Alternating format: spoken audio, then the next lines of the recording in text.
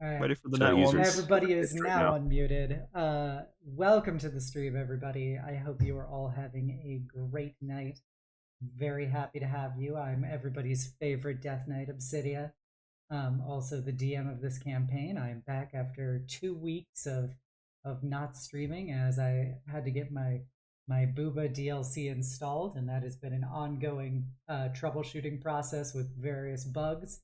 But hopefully it'll get straightened out by the by next quarter. So the plan for today is we are going to do the round of introductions as is tradition, plus announcements. Then we are going to do a brief session recap from 2 weeks ago, and we will just pick up from there. So I hope you're all doing great, and I think we'll start off, as is tradition, with our favorite little wizard kitty. Hey, hello everyone. My name is Yulia. When I'm not playing a cat wizard, I am an elven princess knight. I go by Royal Knight VT on both Twitch and Twitter. And my birthday is this week, so if you play Final Fantasy, come on by on my little house and we're gonna have a party. So it's gonna be a good time. Thank you very much. The critically acclaimed MMORPG, Yeah, Final Fantasy 14. Absolutely, the free trial and everything. Wow, what a bargain. Since you're celebrating your birthday tomorrow, I will give you the official Obsidia happy birthday song while you're here. Oh my, I'm so honored. Oh my goodness. Here we go. I gotta get a more uppity mood for this. Happy birthday, happy birthday, beloved Yulia. There you go. That was so cute. Thank you. The official Obsidia happy birthday song. Whenever I find out about people's birthdays, I do it on stream. So it's best when I can get a live reaction in a voice call. So I love that. Thank you so much. I'm glad you did. Alrighty, so yeah, definitely be sure to go hang out with Yulia tomorrow and take pictures of yourselves and be cat boys and girls as far as the eye can see. Next up, we of course have our favorite feisty kitty, all fists, no smooch. Seth. Okay, maybe a little smooch. Just maybe a little smooch for the a little homies. smooch on the forehead. Hi, I'm Seth. I'm also Sif, a living suit of armor. I'm not always a Brooklyn cat girl. Fortunately or unfortunately for you. I do art. I play games. I'm not streaming as much because I'm busy with IRL stuff, but I'll get back to it. I love you. Aw. I don't know where else to go with it. All right, go to my friend's birthday party tomorrow. I have to make a comment about the Brooklyn cat girl for a moment. There was this, and I watched the Mystery Science Theater 3000 thing on Netflix, and they did this one fantasy movie, and there's this like hat that looks like it talks, and whenever they do the talking voice for it, it's like this really like Brooklyn voice. And so it just became this reoccurring joke of like I don't know why it was the crab, but it was the Brooklyn crab. And my roommate and I back then would just laugh our fucking asses off, just the Brooklyn crab. So that's all I can think right now. I totally forgot about that until right now. So I can't believe you stole that, Sif. Next up, we of course have Mine our now. favorite drama queen changeling, Kliff/nobody/paint. Hi, I'm Litro /Kliff/paint/nobody. I like to play and Litra soon to be debuted. I don't hear him actually talking. No, I'm still here. Can you not hear me? I hear him. Yeah, I can hear you. Oops, I unplugged my headset. Nope. Yeah. I'm so sorry about that. I unplugged my headset when I was dancing about. I was like, why is Litro moving? But I'm not hearing him. Although I'm not hearing anybody. And then I was like, too much birthday. Too much birthday. Sorry, Litro. I will no longer cut you off. You can start from the beginning. No problem. But yeah, all my names, blah, blah, blah, plus Litro, who I'm getting a model made of and will be debuted soon, so keep an eye out for that. But on terms of things closer, I am doing D&D both this Friday and this Sunday. Sunday, by the way, we are going to have a special guest on D&D Comet Tales. Our special guest being Snurline Art, a wonderful artist, so please go check them out. But they will be joining us on Sunday. And also, yeah, I think that's it. I'm going to try and stream a bit more this week, but other than that, we're good. Awesome. Yeah, you should definitely check out Litro. He's a great DM. Runs many games with literally everybody that is in this stream right now, playing different characters. They're pretty much all disaster gays in every one of them. So yeah, be sure to check them out. And then finally, last but certainly not least, our beloved Jubilee. Hi everyone, I'm Maribelle. You can find me on my Twitch channel, Maribelle Bramble. I am currently a Hobbit VTuber, but we're working on some rebranding stuff to be a little more fantastical, a little more gender ambiguous. So yeah, stick around for a fabulous transformation in the near future. But yeah, we do comfy cozy streams. We like to read books and craft and write, and occasionally we play games. Sometimes we cook in my kitchen. And yeah, it's just a nice cozy time. So stop on by if that's your thing. Yes, we are all very excited for Mari's transition in the coming days. I like that. I love that. Sorry, This is the real trans agenda. We knew it. New VTuber model again. Now. Soon. Alrighty, and yeah, be sure to check out Mari. They're very great. They're very comfy. They are very cozy. Alright, so previously on Eberron, Ashes of the Last War, our party found themselves fighting for their lives against forces from beyond the plains. Specifically, Fey hunters had come attacking the train, and as they had all managed to fight their way back to reunite with together, a new Fey entity appeared. Someone carrying an enormous stylized greatsword and a full suit of highly intricate Fey armor with a mask very much like a wolf or some kind of hound. And as they fought him, they were basically fighting for their very lives as he was seemingly moving in almost otherworldly grace, striking with his greatsword. First, despite her best efforts to hold him down, Cess was struck down. He pulled the soul of the dead, quote-unquote, Kalishtar priestess that was a part of the other adventuring group to become one of his Fey hounds that started attacking Paige before. That was then finally put down once and for all. And as Jubilee was on the brink of collapsing after Cess, she was able to deliver the final blow to the Houndmaster, who began to dissipate and wither away as if he experienced centuries and centuries of aging all at once, leaving a pile of rusted armor and highly worn bones. And that Fey sword. Shortly after its arrival, the party checked out the sword and determined it was in fact magical, and as it was drawn closer to each member of the party, it began to change into various shapes to become more accommodating to that person's will and taste, except for our dear Kliff, who felt absolutely repulsed being in the presence of the sword, as their warlock patron did not want that to be anywhere near them. Finally, it was decided that Jubilee, for having slain the Houndmaster, should be the one who caretakes the sword for now, although she has yet to choose to attune herself to it.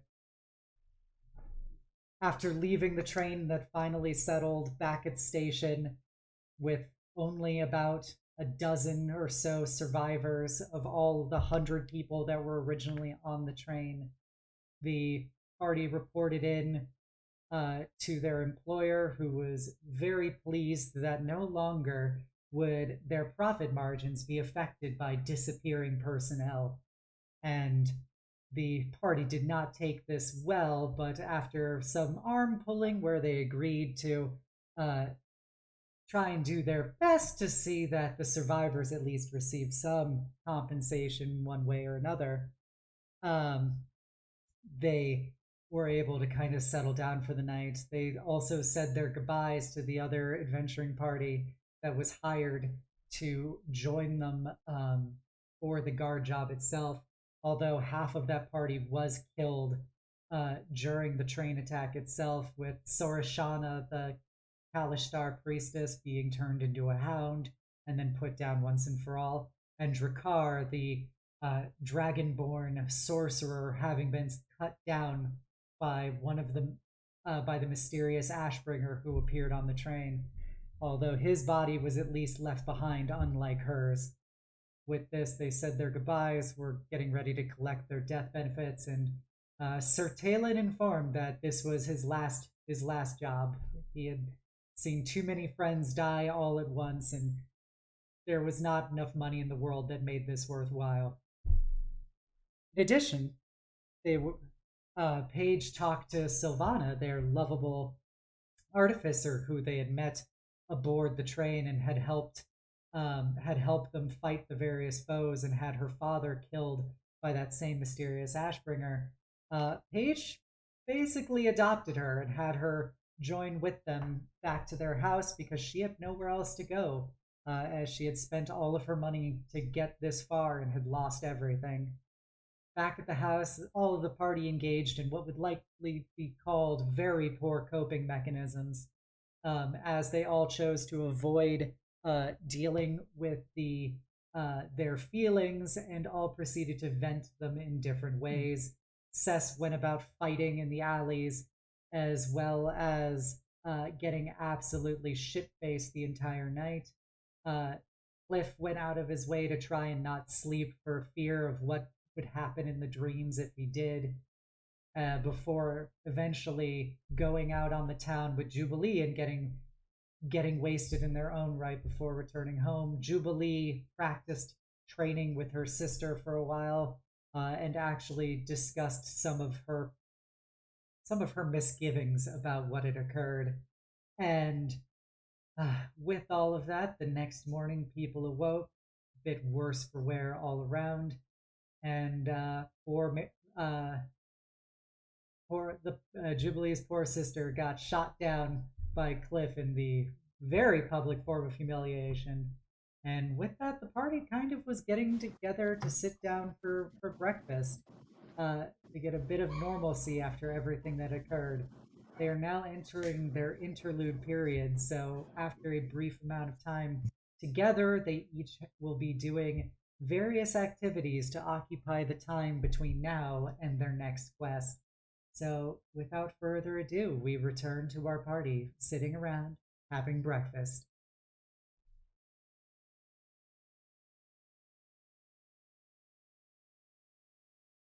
That's you guys. Yes. I'm sorry. I'm still like coming out of the shower because Magnolia kicked me out to use the goddamn shower. We need a bigger house. Kliff's still downstairs doing what they can to help prepare breakfast. Pouring the OJs. Jubilee's gonna come downstairs after good morning. freshening up a little bit. Yes, good morning. Did you want a glass of orange juice? I think coffee would be better suited to me right now, but can I ask you a question? Can I talk to you for a second, just real quick? Can I pull you Yeah. aside? Oh, sure. Lily, if you could start on some coffee, since I do not know how to actually make that. Thank you. Help you too, Lily. Sorry, I was muted on Streamlabs. Of course, Lord Dorian. Lily, let me help you too, Lily. Oh, that's not necessary, Miss Paige. I can handle that. I walk over towards Jubilee and it's like, what is it? Did you Did you say something to Magnolia? I offered her some orange juice. She seemed to be in a bit of a tizzy. She She was was on. rather upset when she found out that you and I went out last night. Yes, exactly that. Now, I just want to make one thing really clear because I had fun last night. I really did. I enjoyed spending time with you and getting to know you and everything. But like we're not a thing. I mean, you know that, right? You can't go telling people that we're dating when we're not. I haven't. Jubilee's gonna go like beet red and say, "Oh my god, she said that you said, oh, that girl. Never mind. Never forget I even said anything. Everything's No. fine." I wish to hear what exactly did she say? I'm quite She- curious now. Well, she just said that you said that you were my boyfriend, and well, I mean that's not true. So I wanted to, set the record straight, but oh my god, I need to talk to that girl.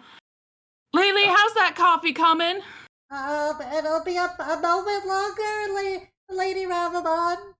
Thank you, Lily. I think she is simply just being the jealous younger sister. Oh, If you wish, we could do a prank on her. I have an idea. listen, I think she deserves a moment's respite. I already beat the crap out of her last night, so we'll give her a bit of a break. I'd like to imagine in between tidbits of that conversation, the camera just pans over to Paige and Cess, who have been like full on paying attention to this drama while eating Full food. perceiving. The Full boat. perceiving. The Yes. Worth it down. They're like, oh, I didn't realize you could get Retta. I didn't think so either. Oh, that's cute. It's as you wish, Jubilee. Now, sit down. I have some orange juice and things to pass out as I pass out all of Lily's hard work. I'm sorry again. Just yeah, and she'll go and very awkwardly sit at the table. It just gives a bit of a smirk. Paige trying to avoid eye contact, but like, like looking and then looking away and looking away, like, I hope everyone's hungry. Famished, yes. Complete opposite. If Jubilee turns to give eye contact to Cess, she just stares dead on, and you both think back to think back to the changing room conversation you both had. Sylvana, in her disarrayed state, is just kind of over her food, looking between the various people very awkwardly. Kliff puts down a plate of eggs with some bacon on it that has like a smiley face. That's adorable. Oh, you In front forgot of the Jubilee- most in front of important Jubilee? part. Lily comes over and she's got a little bakery thing in her hand, and she goes bloop bloop and gives a little cream nose. Aww. How could I have forgotten? You always Thank you, have to Lily. have something sweet to start your day. I quite agree. Proceeds to put like 6 sugar cubes in my coffee. Well, with how sweet you are, Lily, it's hard to get any more sweet in the morning. Oh, Miss Paige. I'm just doing my job. Jeez Louise. She's so cute. And you see her ears start getting a little red. Her little green ear, her giant green ears start getting red at the tips and stuff. She Oh, scampers back into the kitchen. Real quick, while she's not looking, Says is gonna take half of her cream and like just move it over to Paige's plate. Mm. I'll stick with an apple for now. Well, did everyone at least get some rest last night? You say this when you look over at Kliff. You can just see there's already bags forming underneath their eyes. They haven't slept all day. Paige is just going to put the food in her mouth, look over at Cess, and then just look back over at her food. I slept like a log. Oh, that's good. That's good. You see her pull a leaf out of her hair and just sort of toss it aside. Literal log? I mean, I don't know, how would a log sleep like? Sylvana, you're smart. What do trees do when they sleep? Well, trees don't actually engage in a particular rest cycle. They do go into, depending on, of course, the type of tree, they will go into a form of stasis during winter, but that, of course, doesn't apply to evergreens nor to trees that don't experience actual intense winter environments. So were you see- sleeping like an evergreen? You see, Says like take a whole egg and shove it in her mouth, and as she's like chewing through it, she says, "I see, I see." It's like chewing through her food, not understanding at all. Trees do not sleep. That is the takeaway from this conversation. So what does everyone have planned for today? Oh, well, I was figuring I'd be training some more with Magnolia and I mean just making sure that I'm in tip top shape. I mean, I did enough fooling around last night for at least a year or so. So, I got that out of my system. Fooling around? What were you doing last night? Oh, well, Kliff and I went out to just hang out. We went to a tavern and and you see the blush kind of returns a little bit. She goes, I may have arm wrestled with a couple of rough and rowdy patrons, and it was just it was a good time. I helped. You did help. Oh, you two went out together? By yourself? Well, yeah. Yeah, we decided to have some fun, and the two of you, well, one of you was missing, and the other one was falling asleep in another one's arms. Yeah, I carried you upstairs to bed. Oh, I did wonder about that. Thank you for that. You're welcome. Yes. Be bad if I had a crooked neck, like I slept outside, goodness. So I I'm just hope you don't sleep imagining outside. Who would ever want to do that? Hmm. Hey, don't knock camp until you try it. We'll probably have to in one of these jobs anyways. Oh, and after hearing about how Jubilee carried you upstairs, I can't help but imagine Lily trying to do that for one of us. It's like this tiny cute goblin girl picking up Jubilee over her head. No, Just she like just uses dragging us up the stairs. She has like a harness that she wraps around her shoulders and just pulls you up. Yeah, she just would recruit fucking Nezca. That's right. There you Nezca go. and Shavana.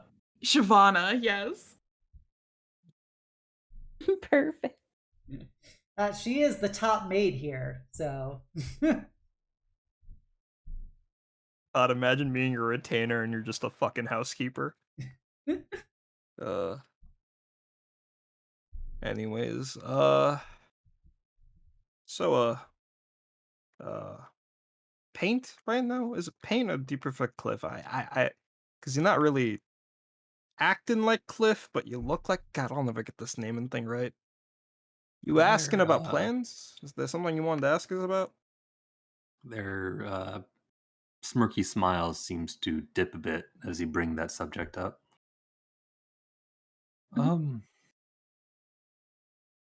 Perhaps. And perhaps something to help clear up that name problem as well.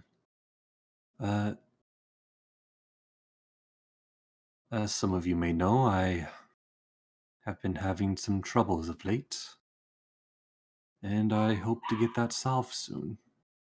And I was hoping perhaps later in the day, after you all finish whatever it is you wish to do, we could all perhaps go to the Silver Flame Church, and we can ask for aid there. Oh. What exactly? Changing your name? Because that ain't why you do it. Right? Right, Paige? I ain't going crazy. I'm not getting No, rid of my that's name, right. no. I wish to...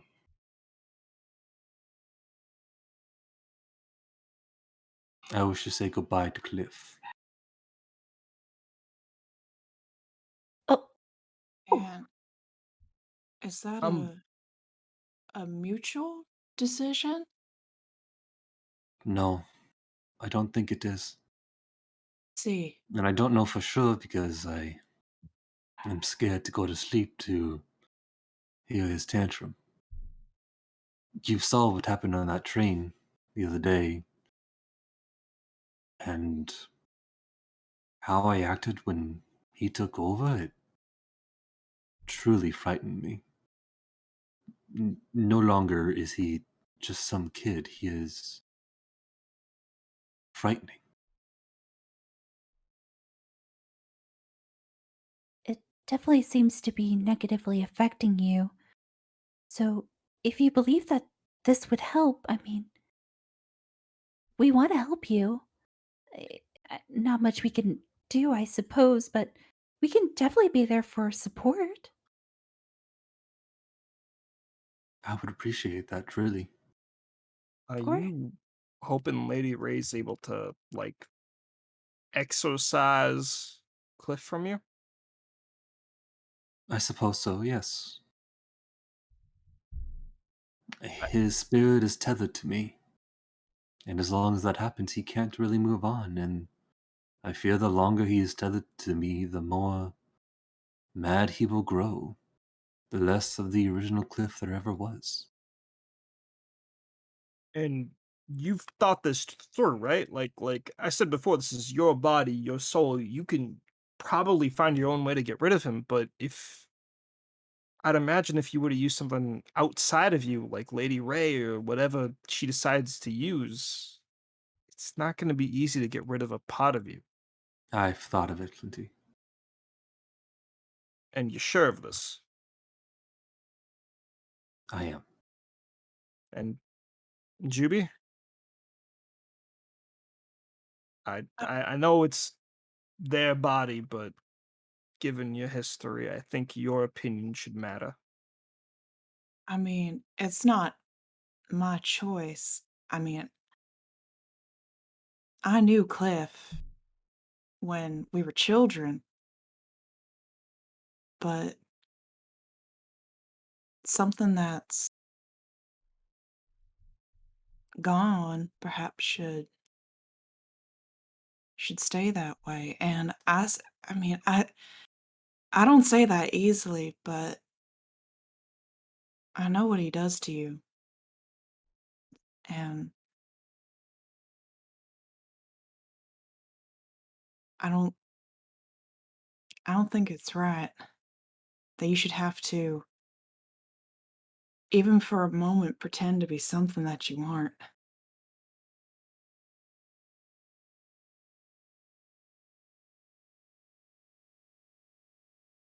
It seems like you've really thought a long time about this, so as long as it's supporting you and it's within, best decisions, and I think we should at least give it a try. Listen, paint, paint. The only thing that I want for you is to feel like you can live your own life, whatever that means for you. So if this is the way to go about it, then I think we should try. As long as they are there, I can never have my own life. I will just forever be their puppet. They need to rest. and I need to make amends for all the things I've done as them and for them.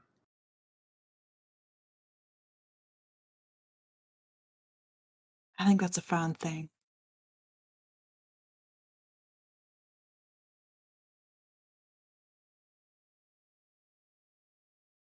Yes, I think so. You said you wanted to do that today, or at least see if you can? Yes, but I would not want to get in the way of any of the plans you may all already have. So please, I will not try and interrupt them. But later in the day, if all of you are willing, then I would like to go together to the church, see if we can't get this done. Well, it's on my way to where I need to go, so I'll stop by and give Lady Ray the heads up, alright? Without turning up for an exorcism without warning is a good thing, anyways. Sounds like a plan. Knock, knock. Hello? Can you get rid of this ghost for me? Thank you. Probably not on her list of things to do today.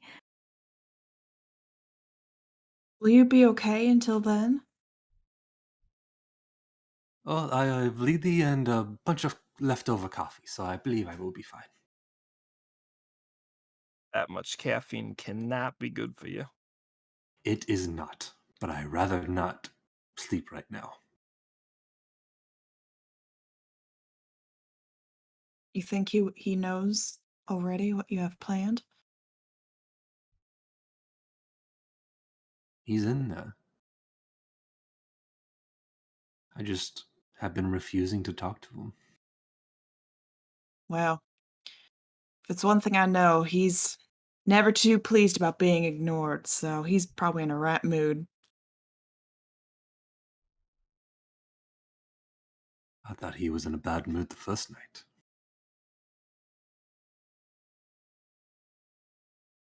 But that is enough talk about me. It is time for your plan. Please, enjoy your days.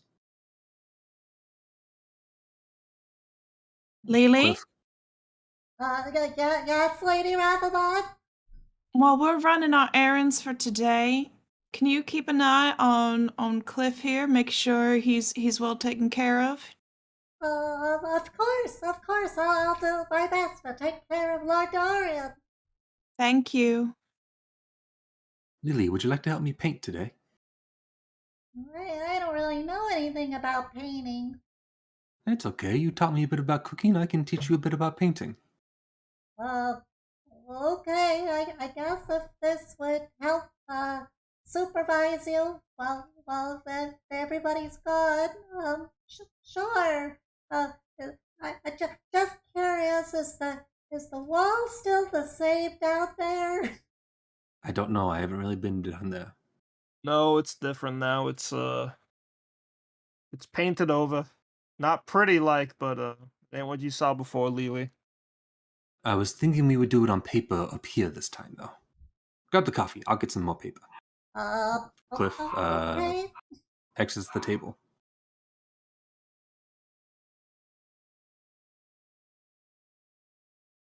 Should be fine. Everything should be fine.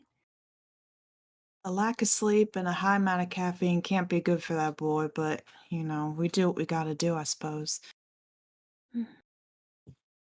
Whatever makes him feel comfortable at the moment, I suppose. I would hate to intrude right now, but this all sounds dreadfully serious. Is there anything you'd like me to do? Oh, I definitely couldn't ask you to do anything. Are you sure you don't need some more rest, or are you feeling okay? I think that I stole enough sleep for today. I don't think I could go back to it. I could help watch over him. I guess I don't really know what's going on here, but We're gonna punch a ghost later. Are you down? um, if if that would help, I can assist in whatever ways I'm capable. Are you staying here? Looks at Paige. Is she staying here with us? until it's her her bearings and you know Okay. well, I If feel she's like staying she's with us, well then, it's only fair that, we don't want her feeling bad for doing nothing. So if you want, you can either help keep Kliff over here self-aware, or you can look into punching ghosts. I don't know. That seems like a good start. I saw you back on the train. I know how strong you are. She blushes and starts like wringing her gloves together. I'm so sorry. I didn't mean to assume that I was still welcome here, but I can do what I can. If I guess I'll earn my keep if you need me to do something. Um, Listen, if you're staying with the family, you do your chores. If you're staying with us, you're one of us. You do your errands. Make sense? um, but okay. If I do have some combat training. I've never fought any kind of incorporeal being before, but I think I understand the basic theory of it. I mean, we don't even know if fighting is going to be a thing. We can't just assume that, but all I know is Kliff won't be too happy about leaving, so it's better that we're there than not. Kind of hoping we get to punch a ghost. My coach has a list of things that he's fought, and he holds it over my head, saying I won't be a real warrior until I fought them. And Ghost is on one Is of a them. ghost one of them? Ghost is one of Kid's them. one of them. 2-for-1 deal. I could get 2-for-1 done right there. He A killed child? he was like a Says baby monster, some baby dragon or whatever. I don't know. He sounded really sad Wait. talking about it, but I kind of Listen, want to match Your him. mentor is punching children. the more that I hear about your coach, the more I want to meet this individual. He sounds like a riot. He's got a colorful history that he won't tell me about. So, you're more than welcome to try, Cherry Bomb. Anyways,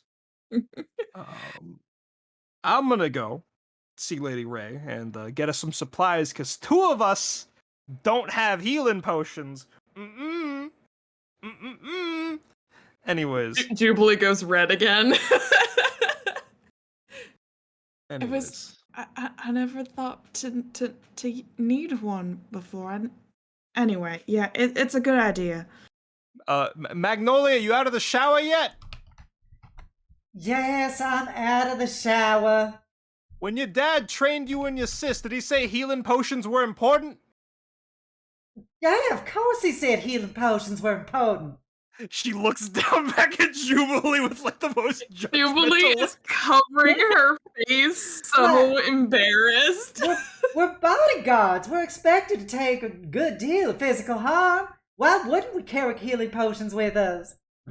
Yeah, why wouldn't you? Well, I'm gonna go get some more since we used some last time.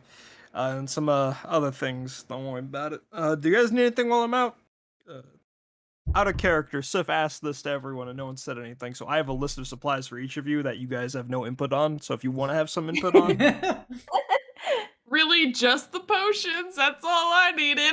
Alright, I can afford one for each of you. I'll be right back. I'll be heading out. I'll be back when it's exorcism time, I guess. And says, assuming nothing stops her, she takes one of like a toast covered with cheese and just walks out of the building. Well, I was thinking, Paige, if you're not doing anything, I think I'd like to spend a little time with you, because we had a girls' night, but you and I we haven't really hung out before. We haven't got to know each other very well, so if you're free, that is, if you want to. Me? You want to hang out with me? Sure. I mean, I hung out with Kliff. I've hung out with Cess. It feels a little strange that you and I haven't had the chance to yet.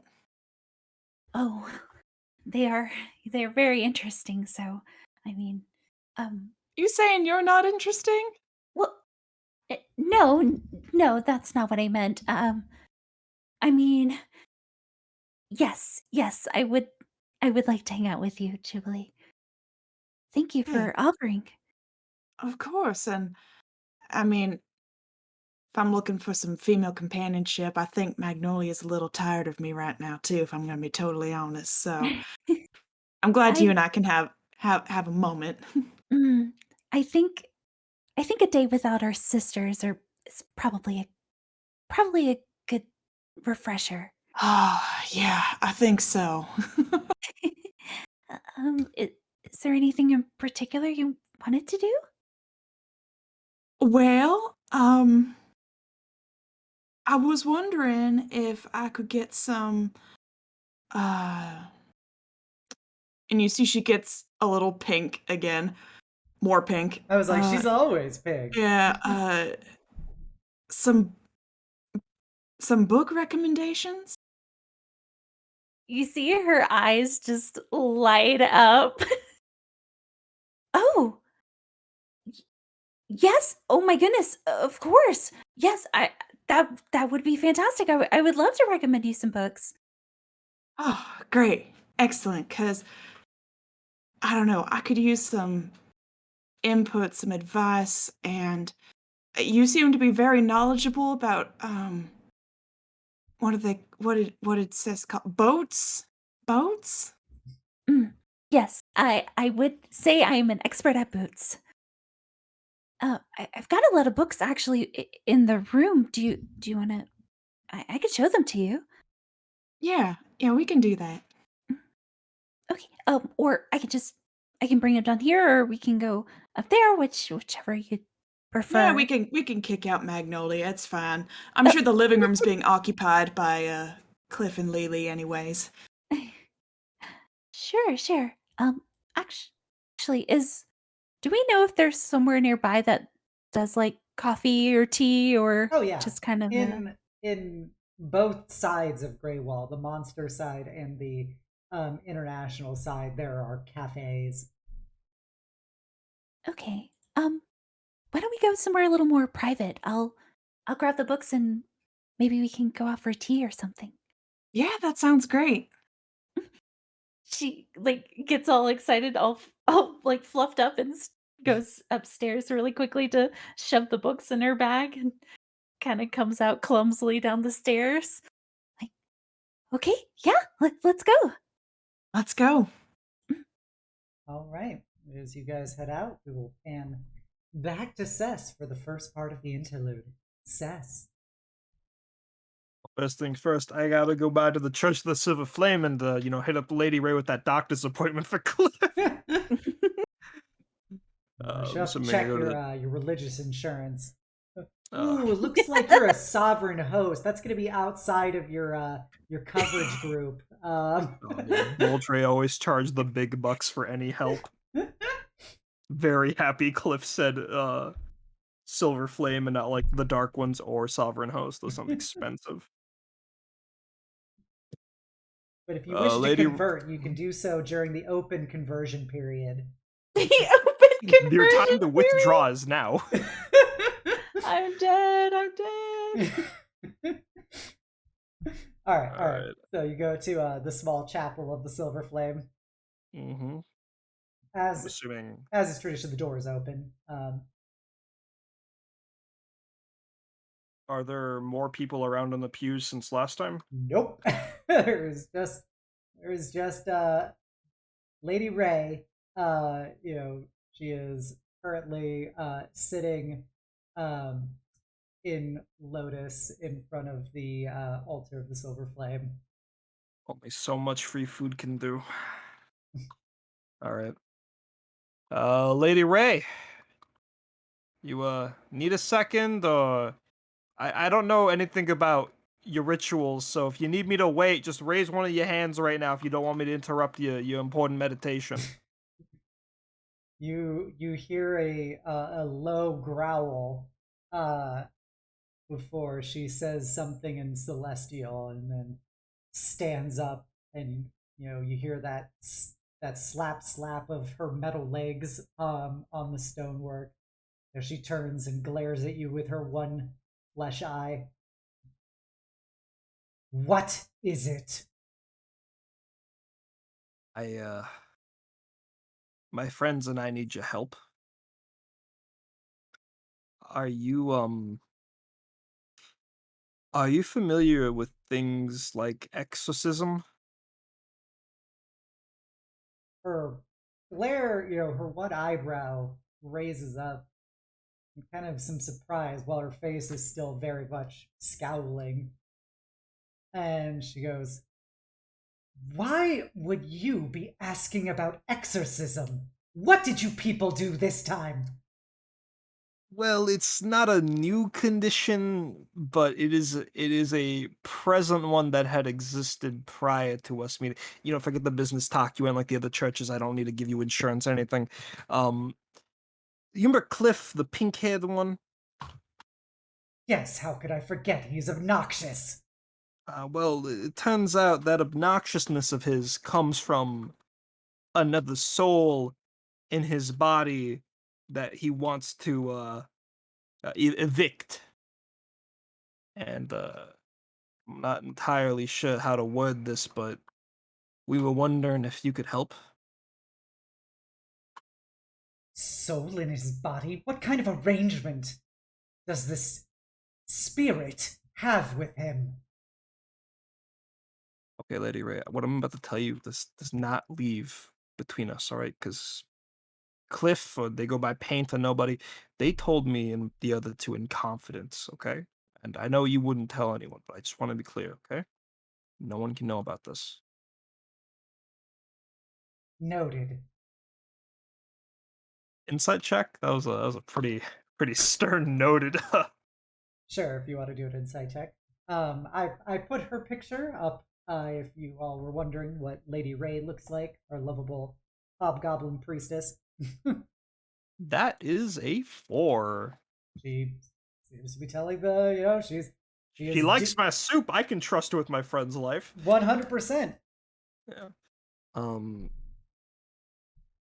Paint, as his real name, as he likes to be called, is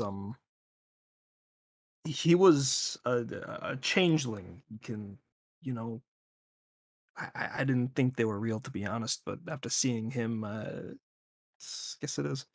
But anyways, long story short, the soul that another person died near him, and he had felt guilty. He had felt responsible. And so he took that person within himself to help them live their best life possible. But as time went on, I guess that soul became more and more malignant, became more and more dangerous to him, and now he wants to let it go. I'm hoping he means his guilt too. She, half of her face is always sneering because of her burns, but the other half is now, also sneering as she goes, "Oh, a warlock." A warlock who wishes to break its bargain with whatever it is assigned as its patron. In this case, this spirit, this child, this unholy entity. Am I understanding things clearly? Yeah, you sure he's a warlock? I've only ever seen one of those freaks once. You sure? What you've described sounds eerily similar to things I've heard of. Not all of them are as despicable as that. I served alongside some during the war who had angelic patrons, but this sounds like a desperate being who made a deal with with an even more desperate entity. You think you'll be able to help him? I know warlocks got deals, but it doesn't sound like his is all that clear. It is complicated. I've never done this kind of ritual before. I will have to I will have to do some research, and I will have to commune with the flame and see if I can seek any enlightenment on how to handle this. All right. Should we come back later today, you think, or do you need more time? I will notify you when I have more information. This if this pathetic fool is in requiring the light of the flame, then I am obligated to assist them in whatever way I can. Okay. I just don't want to rush you because this is a lot. Like, this is last time I saw a warlock deal go under at the pits. They got disemboweled in the alleys. God, he says kind of pales up, thinking like, oh wow, this is really serious. Um, he's not sleeping. He's not gonna let himself sleep until this thing has been gone from him. He's worried that if he goes to sleep, he'll lose control again. If you need more than a day, do you have any idea how we could help him rest? Help him stay in control? Yeah. If there are, of course, conventional stimulants. There is. I don't know how accessible it may be, but the Kalishtari have an intimate connection with dreams and whatnot because of their spiritual connections.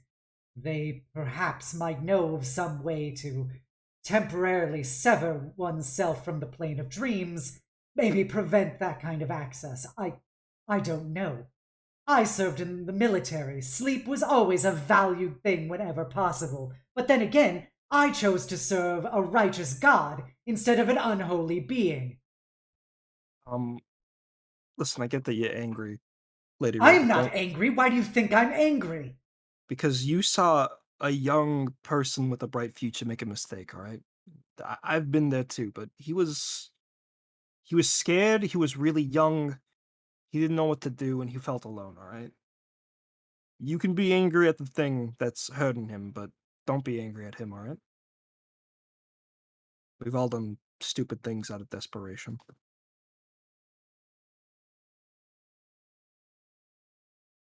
She pauses and looks at you and goes, I never said I wouldn't help them. I just want to make that very clear. I know, Lady Ray, and I'm grateful for it. Lord knows the last thing he needs right now is a lecture and not getting scammed. Yeah. Anyways, I got a few more errands to run, but when I get back home, if you're not ready, I'll have us look into the Kalistari thing. Thank you. I She mean it. will kind of give you that dismissive wave that she does. And I am a servant of the flame. It is my goal to always guide wayward souls back into the light. Thanks is not necessary. Yeah, but it means a lot, don't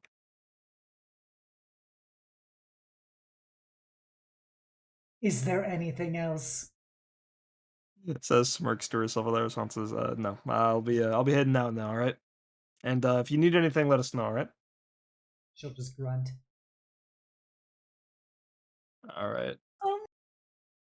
Head out of the church. Time to run some other errands. Go to the marketplace. Buy some scrap metal, stuff like that. Add a little bit of all this. Stopping by the butchery, checking in with the lizard folk and the lizard person and her workers, getting a few bites to eat. And now, I want to look for a dwarven workshop. There is in the international settlement, because dwarves aren't really residents of the monstrous part of the city, but Oh man. in the international part of it, there is a dwarven smithy called All right. Oathgolds. Oath golds. I am making a note of that, Obs. Thank you. Smithy Iron Wall. Oath golds. Got it. I'm gonna go in. And how this smithy, is it a large scale production? Is No. it a small workshop? It's very much a small, probably high-end goods provider, since the international settlement basically consists entirely of merchants and people wheeling and dealing and stuff from things between Drome and the kingdoms. They don't necessarily need a lot provided to them, so this is very much like a boutique smithery. But it's still dwarven maiden. That's all I care about. All right.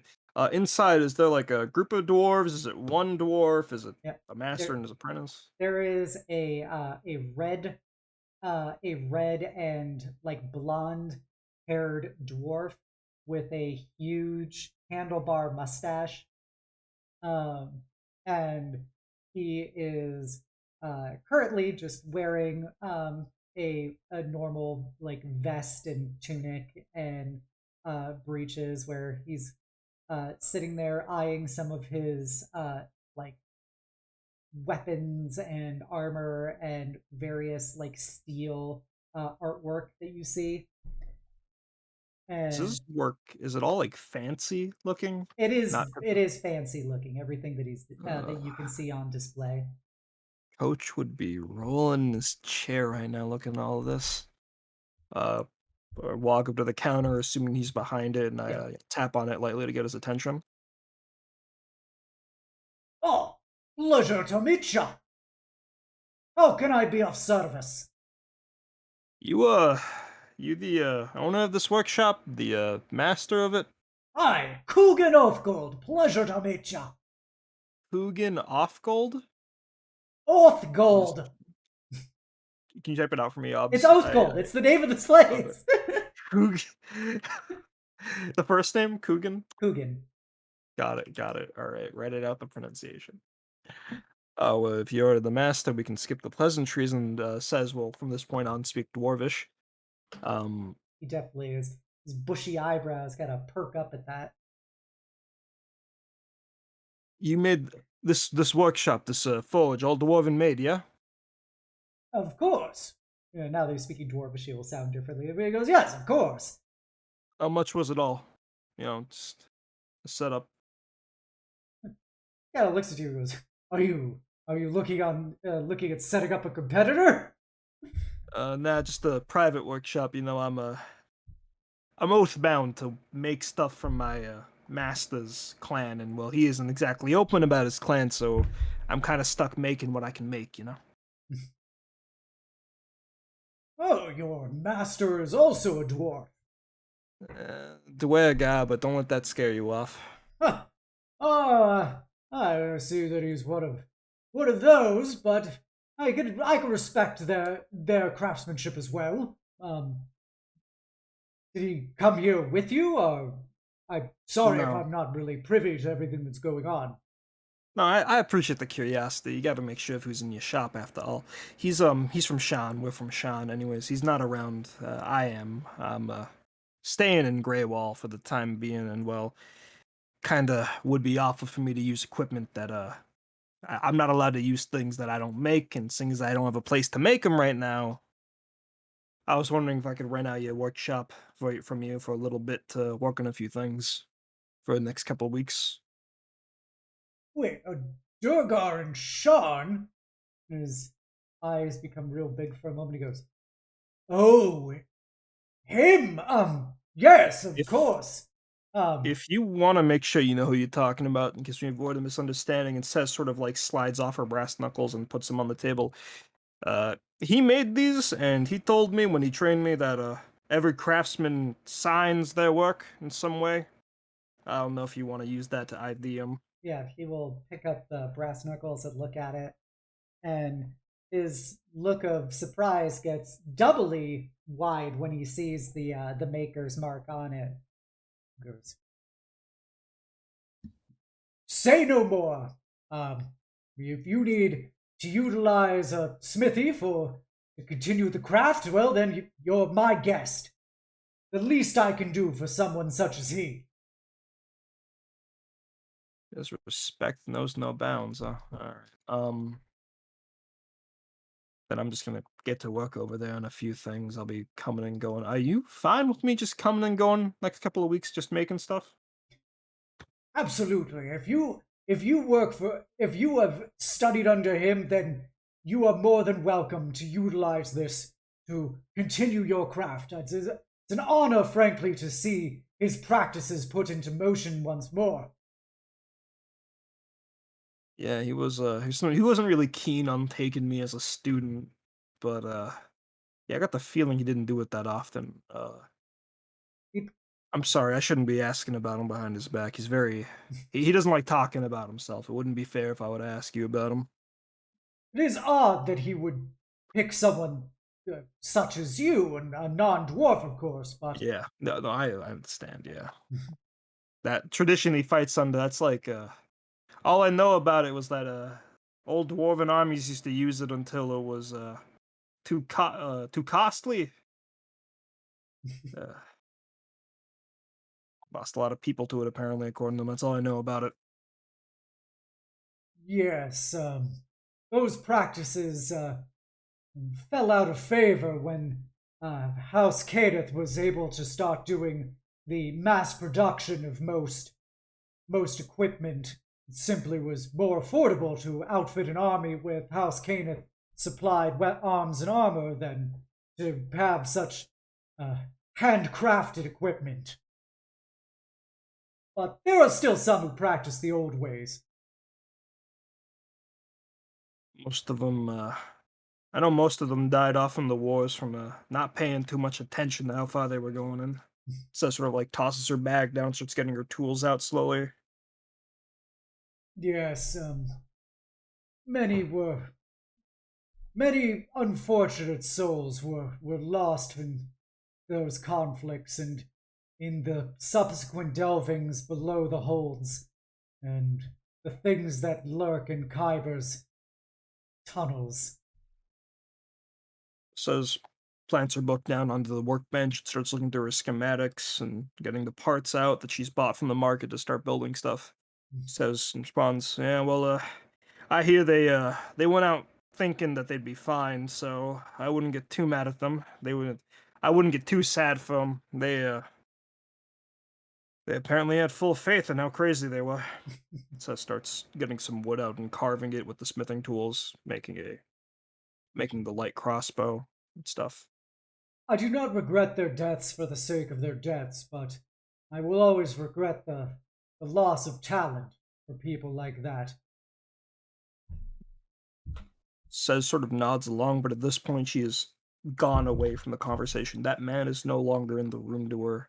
Room sort of fades to black where it's nothing but her and the workbench, and she takes on the form of her master and starts getting to work. Yeah, and as you work, he is actually eyeing you pretty closely. Like he's not like looming over your shoulder, but he is definitely seeing you at work and just kind of interested in seeing these practices put into motion. Um, and unless there's anything else, Seth. I can only get the two things done, right? The crossbow and the other thing, Yeah, right? yeah, Okay, yeah. And the rest will get done over the rest of this month's free time, yeah? yeah. Okay, cool. Says finishes crafting a light crossbow and makes like some 20 spare bolts for it and a pair of wicked looking gauntlets with a unique mark on it that is hers alone and these weird chains that they sort of hang on like a pair of metal boxing gloves, and she ties them to her waist and then gets up and looks back at Oathgold and says, it's starting to get dark, so I'm gonna get out of your hair. I'll probably be coming in and out of the next few days. I'll bring some chum. It's the least I can do for you hosting me.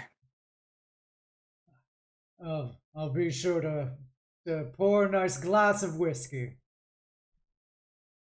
Yeah, my coach told me our kind don't well, by our kind I mean people who fight like us shouldn't get too drunk. So I'll uh I hope you'll respect me sipping and not chugging down. All right. Oh, absolutely. What I'm going to be giving you is to be savored. Yeah, I'll see you around Oath Gold, all right? Thanks for hosting me. Take care. You too, Cess. Says walks back home, and I have a bit of an RP thing to do with Paige, but given the timing of this, do we want to save that for the Yes. end, like for Yes. after Paige and Yeah. Jubilee? All right, cool. All right, I'll wait. Okay. So next up, Paige and Jubilee's date out. Yes. So they are going Yay! to the nearest cafe. I guess within the same district.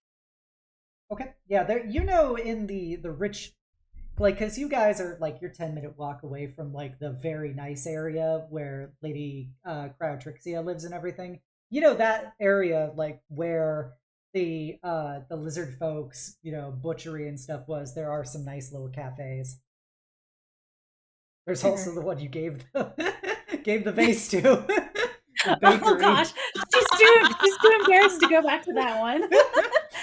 So makes a beeline to the opposite direction. Yep. So yeah, she'll just take a before she takes a seat outside, she's gonna look like, oh, I can get you something. What would you like? You can have a seat.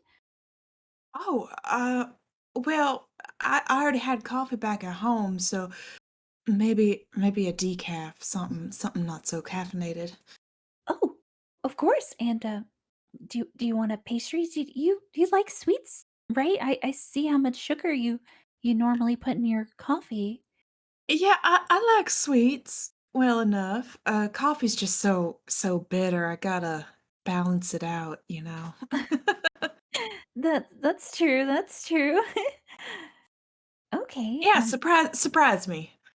Oh, sure. Okay, I can do that. Oh, she goes in a bit nervously and kind of spends probably a little bit too long in there trying to decide, like, oh, maybe she'll like this one. No, no, no. Wait, no, she probably won't like that one. Like, oh, but if I get her this one instead, she's like, oh no, but what if I bring it out and she doesn't like it? A bugbear woman will wearing like basically a kind of like a maitre d kind of suit will come behind you at one point and be like, is there anything I can help you with, madam? Oh, yes. Well, no, but yes. I'm sorry. Do you work here? Yes, I'm one of the server attendants here. Oh, well, it's a pleasure to meet you. My name is Paige. I'm looking for a pastry for my friend. Something sweet, but not too sweet. Is there something you'd recommend? Oh, will she be or will they be having any tea or coffee along with it? They said decaf, yes. Excellent. All right, with the bitterness of decaf, and she's got like she's a tall woman. She's like 7 feet tall, but she is wearing basically like a tux with tails, and she's got gloves on, and she very gracefully is moving around with her hair pulled back with velvet velvet cloth woven between her braid, and she will grab some croissants that have chocolate inside of them. Ooh. She goes, these should complement the bitterness of the decaffeinated coffee well. They have a savory, buttery flavor to them. Along with, we both have a more of a tart form of chocolate, as well as a smoother milk chocolate. Tart or smooth? Okay. Um, maybe she'd like the tart. No, pretty sure she'd like the smooth a little bit better. Hmm.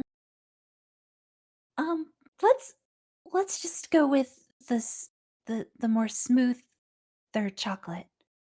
Excellent. I will get you the milk chocolate croissants then, as well as a decaffeinated coffee. Would she like any cream or sugar within it? Cream or sugar? Oh gosh, I didn't ask her. But I think she normally has yes. Oh, but to the side, so she can just add it if she wants it. If she doesn't, she can just leave it at the table, I assume. Of course, miss. And she will bow before you. Give you a big tusky smile. And she will. Is there anything you would like as well, miss? Oh, me. I totally forgot. Yes, just some black tea is fine, and I'll also try one of the croissants. Excellent. Would you also like it to be smooth? Mm, yes, smooth. Hmm. Give you that smile again. Excellent, miss. You can just wait outside. I will be bringing your beverages and your treats to you briefly. Thank you very much. She's just gonna hurry outside, like, sorry that took so long. Jubilee's currently reading the backs of all of the books that you brought and just goes, "What? Huh? Oh, you're already looking at them. Oh, See, so I shouldn't have gone through without you being here. I'm sorry." oh, no, please, you're welcome to any of the books. Is there any that's catched your fancy? Oh, well, I'm not quite sure. I'm a little inexperienced with the genre. What would you recommend for a beginner? Hmm. Well, she'll go ahead and sit down. I know we had mentioned it before, but I do truly recommend the groundbreaking ties of love. And she'll go ahead and pull it out and hand it over. Groundbreaking. This is the one between the dwarf and the elf protagonist, right? Yes, the female Orf Dodolia and the male Orf Thaden. Um, they're, it's very dramatic. A traveling merchant and high society, standing family. And there's an arranged marriage in it as well, but trying to keep it secret from the elven family and while trying to fall in love with the dwarven elf or the the female dwarf. It's really nice. So one of them is already engaged to be married, and they're philandering with someone else. Oh, well, yes, but I don't want to spoil it, so I probably shouldn't have said anything. But I assume it all works out in the end. it does, in not the way you expect, but it definitely, lets people know that doesn't matter where you come from, you can fall in love with whoever you want to. That's really nice. It's a sweet sentiment. Mm, yes. But mm, I know I shouldn't say anything, and please forgive me if I'm speaking out of turn, but what are your thoughts on Cliff on paint? You mean in general, or in the and she'll like sort of hold up the book in a boat sense. Very much a boat sense. Well, I don't know. I guess if so long as we're being honest here, I'm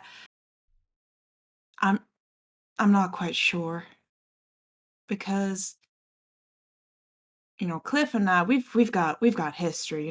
We've known each other for a long time. Well, I guess I didn't know Cliff. I guess I knew Paint uh pretending to be Cliff, but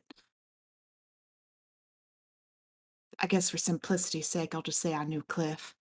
Mm, Um and just because we've known each other a long time doesn't mean it's always been great.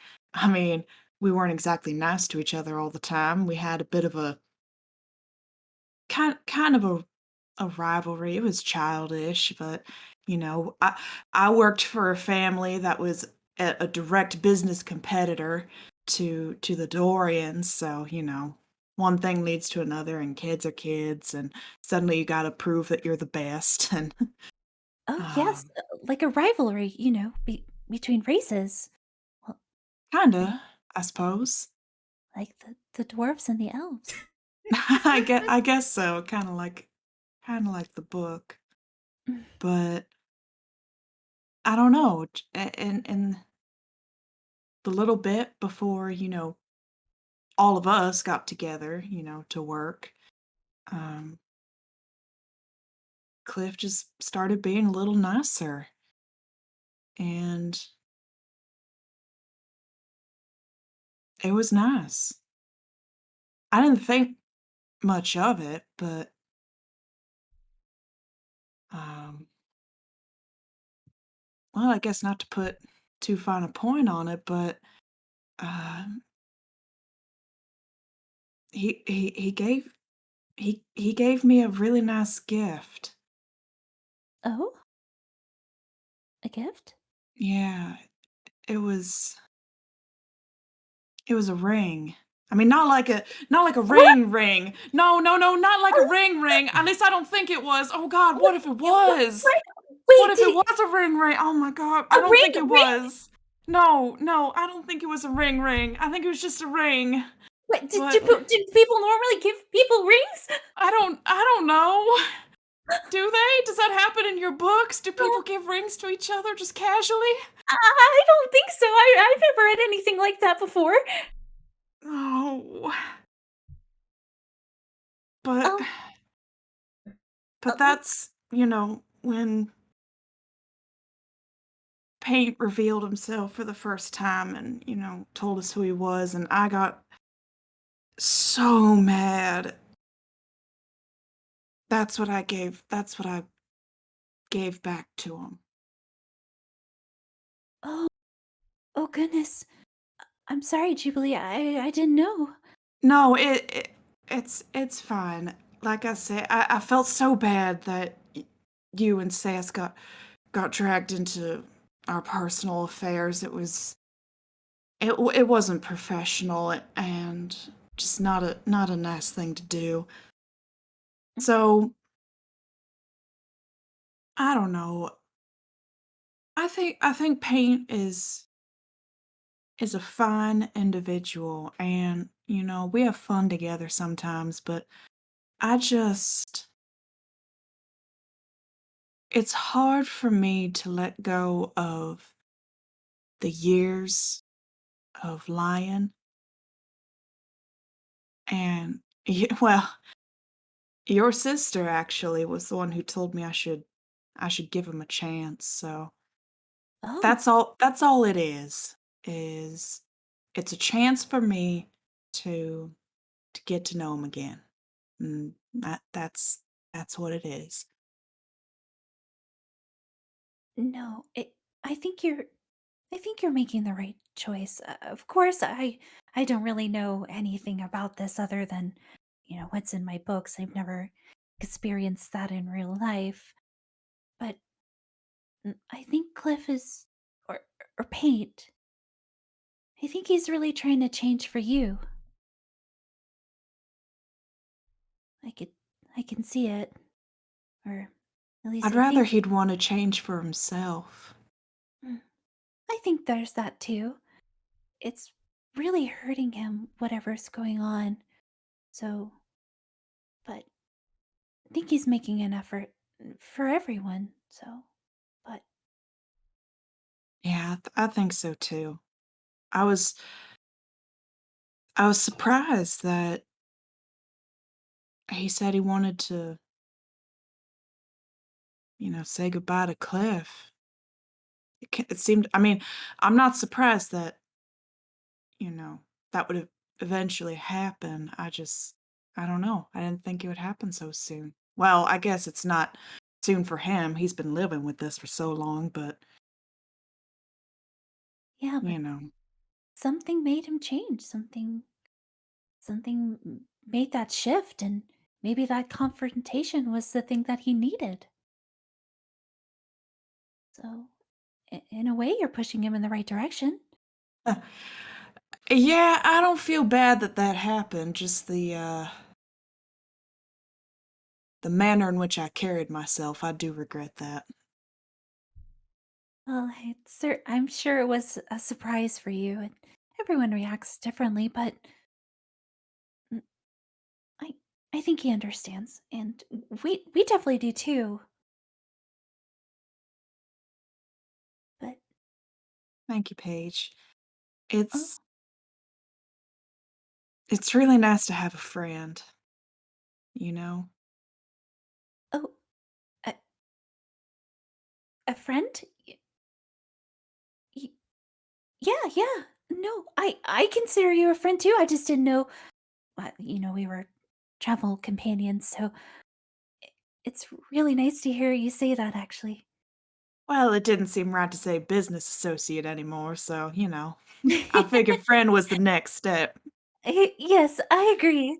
Especially all that we've been through. So, mm, and Now, hmm? you're telling me that a fine-looking girl like you doesn't have a sweet thing back home? Uh, oh goodness, no! She's like pushing up her glasses a little bit. Like, I, I'm, I'm in my books all the time. I'm studying and going to college. I have no time for it. I go home and cook for Sess and go to sleep and so on and so forth. Not even a cute little Poindexter at school that y'all can pore over books together with? Uh, well, my field of study isn't as widely studied, so the class is rather small. It's mostly independent studies with my professor.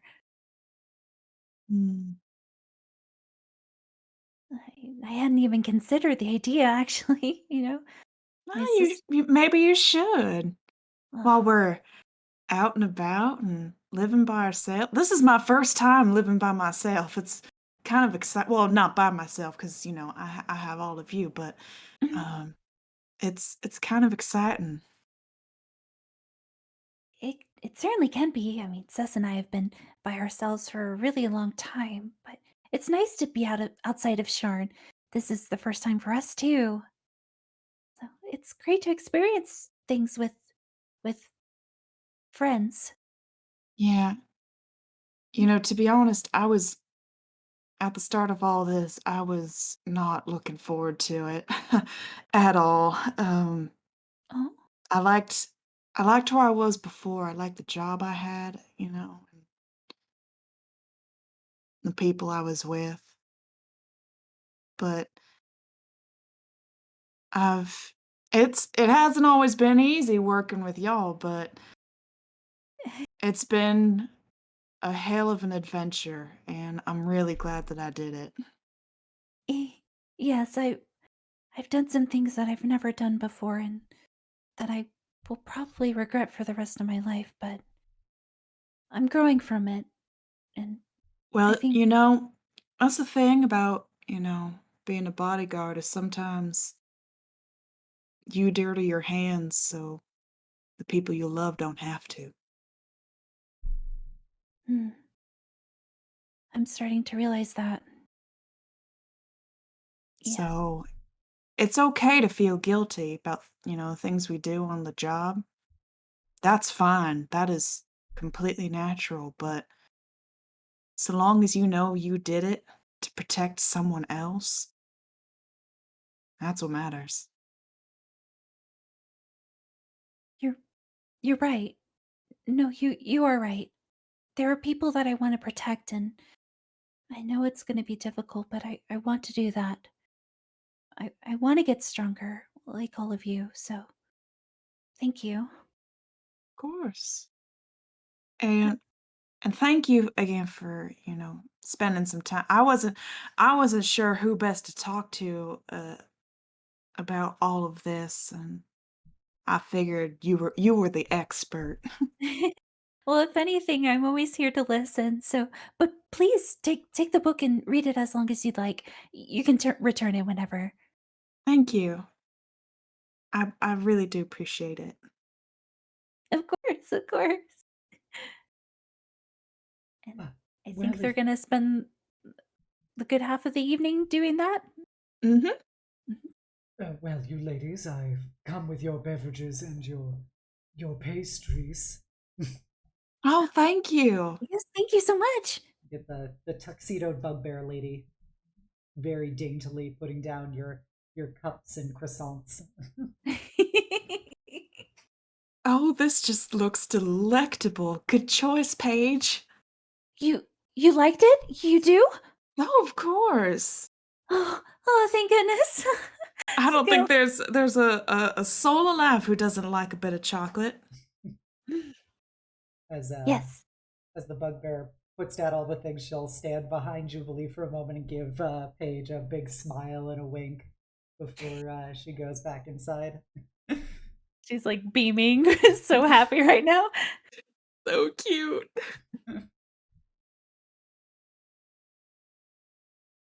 Yeah. She does have a name, but nobody's asked her name, so it doesn't matter. No! No, she was too nervous. I just had said somebody had asked if she had a name. She does, but We need to bring a vase with a note in it that said, "Sorry, I forgot to ask your name." Yes. But yeah, so is there anything else you'd like to do on your date? That was all that I had planned, unless there's something that something else Paige wanted to do. I think that wraps it up perfectly, to be honest. All right then. So as you guys eventually head back to the house, you will be met by Lasses. Just double checking. Do we want Litro to do anything, or do we Well, just? no, I don't know how much you were. I didn't know if you were just giving her something, or Ah. I don't know how in depth you were going with this. Okay, it's not super in depth, but it's still like kind of. We'll just go with it. At Litro, if you're mad at me, you can yell at me later in DMs. Don't worry, King. Punch him in the face. Nah, you're good. And I'll punch you right in the face. I can take it. Yulia's punched me plenty of times. What? All the off-stream abuse. No! Only kissing with a fist. It's fine. I'd imagine at this point, Jubilee and Paige would be coming in the front patio with like everyone by the door, like they're coming in. And as you guys like open the door, a little swish sound goes off, and Paige, you feel a bit of paper whack you in the back of your head. Oh. And as you turn around, you see Says loading up another piece of paper into a paper bolt into a light crossbow. Hey, Says, what are you doing? Says fires another paper bolt right at Paige's chest. Oh. Hey. Loads up another one.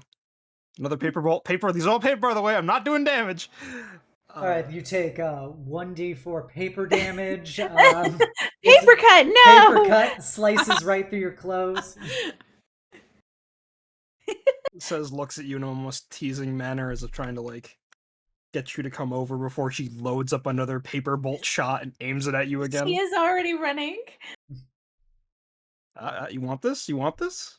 Why are you doing that? Give that to me. Sort of like moves the crossbow away. You want it? You want it? She's Alright, reaching on, for take it. Come on, take it. Come on. You know how to take it, right? You had to have taken at least one physical education class in your school, right? Come on. With my 1- strength, she's gonna at least use her speed at least to try to jump up and catch it. As you like grab it, you're like flailing your arms trying to pull it out, right? Mm-hmm. It's not working, and then Says like pulls the crossbow back and like knocks you over for a second, looks at you and goes, "Do you?"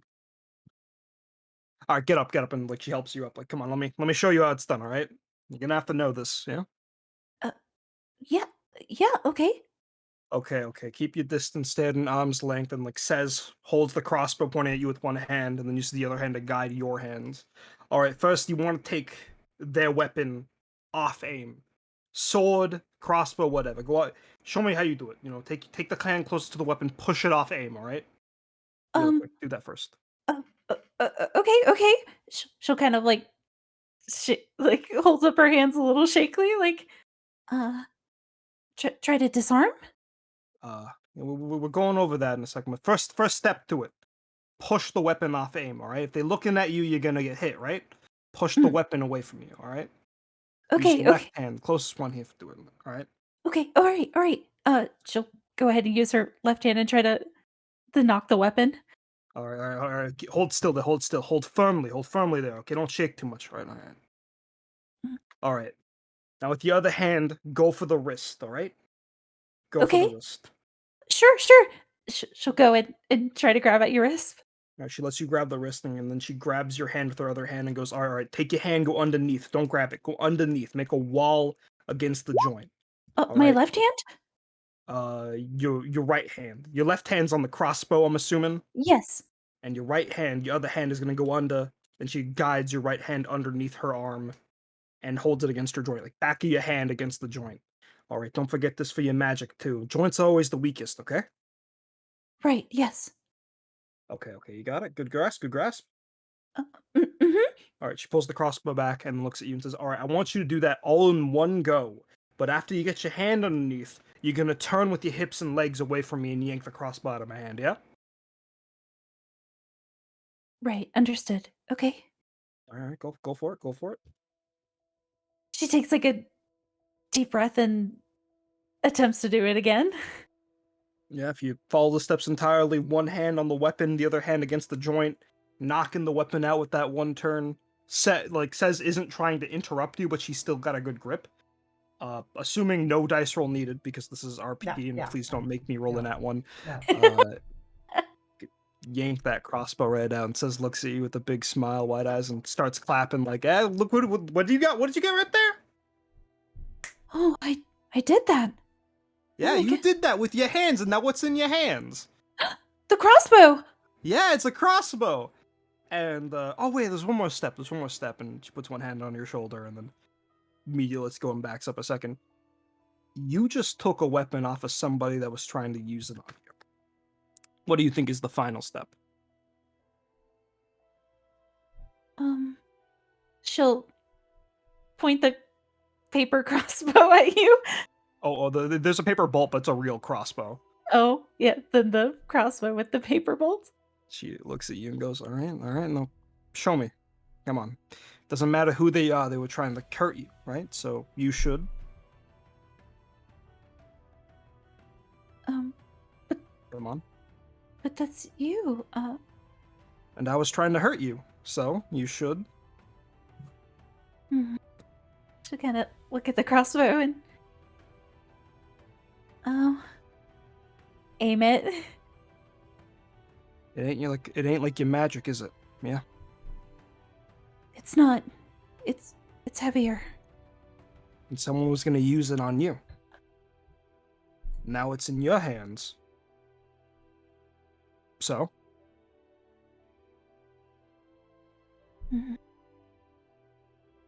She'll kind of pull the crossbow trigger and kind of close her eyes. I'm assuming it hits even though you close your eyes. Yeah. Pretty close. Says as the bolt hits, says his face turns grim and she crumples backwards onto the floor. Wait! Fake shooting at blood. No, she goes right beside him. Oh. Wait, I didn't hit anything, did I? I didn't see, my eyes were closed.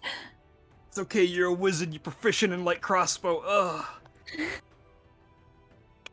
And she gets up, like, from her, like she sits up but isn't fully up and looks up at you and says, you got it?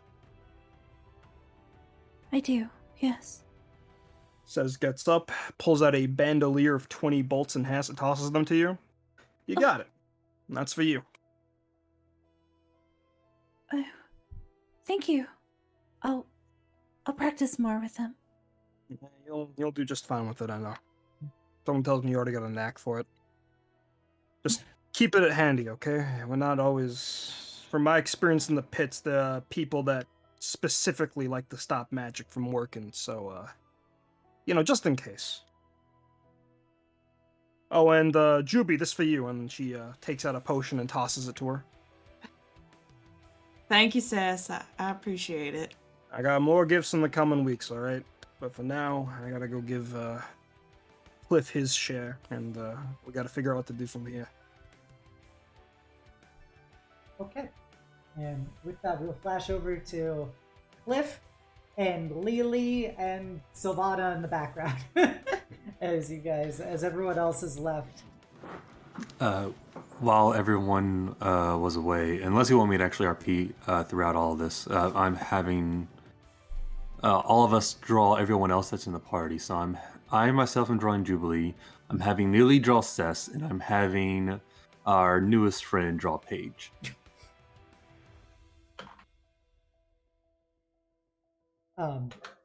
Silvana's version of Paige is very much like an almost anatomical blueprint of Paige. Are you going to put some clothes on that one? I didn't think of it. I was just going off of anatomy drawings from when we were studying Warforged construction. Yes, obviously, it just starts like frantically like trying to draw on some clothes. Well, I have to warn you, if you are going to continue drawing her naked, you are going to need to add some more attention to those legs there. And she blushes very, very deeply as she kind of scrunches in, drawing onto it. Well, don't worry. I'm sure if you ask, she'll gladly show them off. I would never presume to ask that. I'm just happy to have a place to stay. She's been very, very kind to me. I was actually going to be working on a small construct for her, but I have to go attend to something. I'll be sure to show her the drawing if she returns while you're away. She flees upstairs. And Lily, how's your drawing going?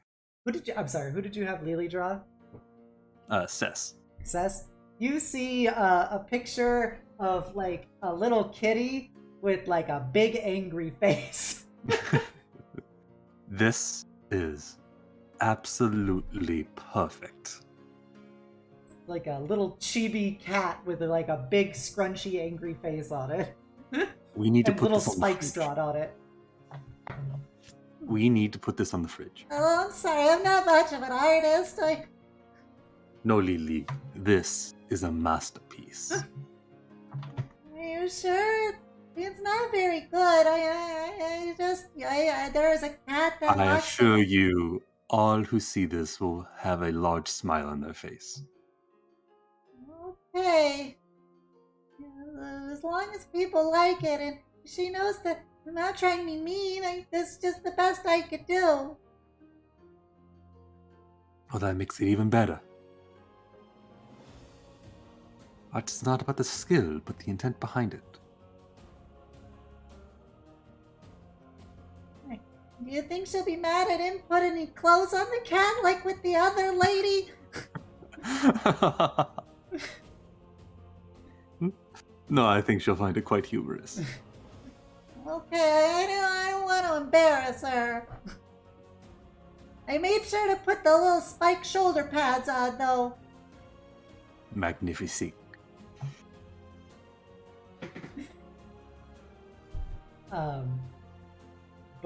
But yeah, eventually, Silvana will come down from upstairs, and she's holding a little purple candle for you, Paint.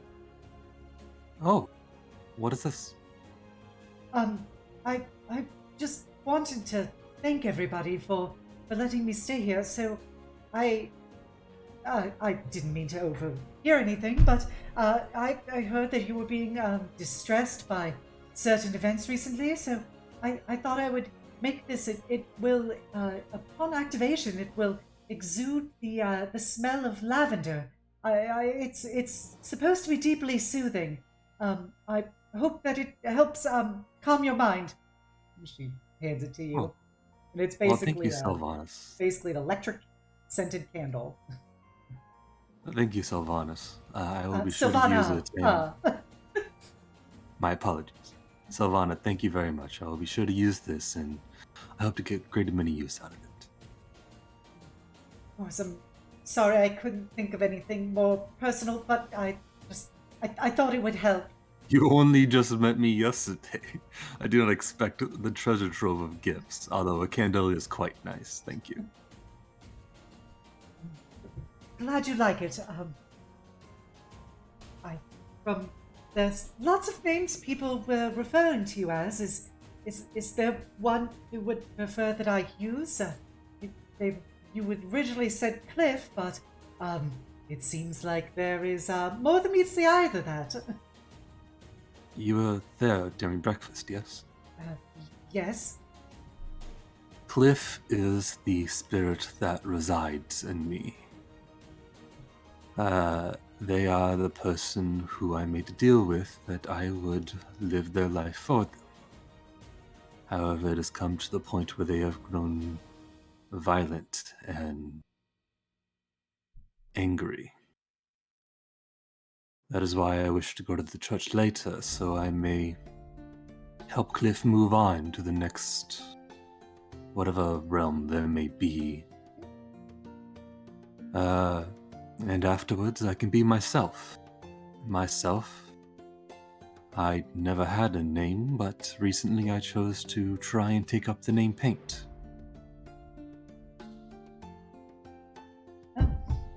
That sounds very Dramatic and complicated, yes, I know.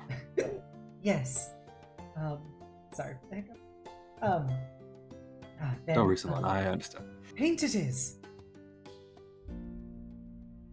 Those are some quite interesting contraptions that you had before. Did you all make them yourself? Oh, yes. I crafted them all myself. I am a bit of an artificer. They are quite fascinating. I could not even come close to comprehending how they work, but they seem quite advanced for anything I know of. Oh, they're actually quite simple.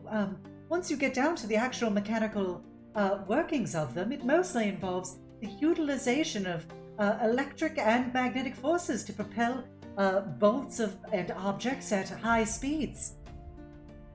So you're using a magnet similar to pulling a bit of metal towards the magnet. You're using that force to shoot it off in a distance instead? She looks very excited now that you're talking about something that she understands. And she goes, yes, I basically create these bolts, which are these particular metal objects. They actually create a certain magnetic field to them, and I use the arcane energies woven into the matrices of these gauntlets to be able to create an opposing field. That way I can be able to rapidly accelerate them into a designated target wherever I decided. Fascinating. So it's... Apologies. You're speaking much above my education level, but you're saying you're able to propel several bullets forward rapidly using this technique. Yes, it should be roughly about the equivalent of, I would say, the average heavy crossbow, except obviously with a greater degree of controlled penetration and rapidity in object fire. Amazing. I've only ever used a bow once or twice before, but it compares nothing to this. Yes, obviously, a bow is a much simpler object, but of course requires years of training and strength. This, though, if given the proper application and proper utilization by a trained personnel, can be able to create something infinitely more powerful, but also infinitely more controllable, without requiring on brute force alone. What are you planning to do with it? Oh, unfortunately, I don't really have the capacity to mass-produce such things like House Caneth could, but I find it that it is useful for self-defense. You know, I do have connections with the Orient family. If you're looking for a loan of some such, I can put in a good word for you. Oh, well, loan would be appreciated, if anything, so that I don't feel like quite such a burden to you all, but, I think it's fine keeping, my devices currently, to my just personal usage.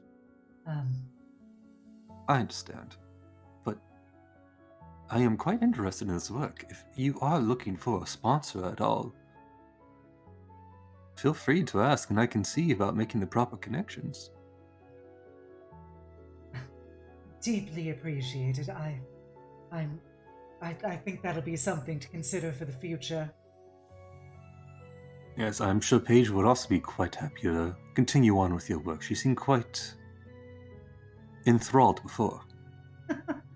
She seemed actually more interested in just talking about what life was like back in Morgrave, but I would be deeply honored if she was considering of my devices. Oh, so she was enthralled with you and not your machines. Interesting. Well, no, not with me, more with my stories.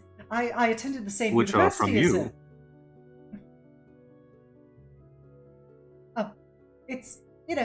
It's, it's nice to catch up with somebody who understands what it's like, to go to Morgrave. I'm sure. At this point, I'm guessing the rest of the people walk in. And at this point, everyone else can come in.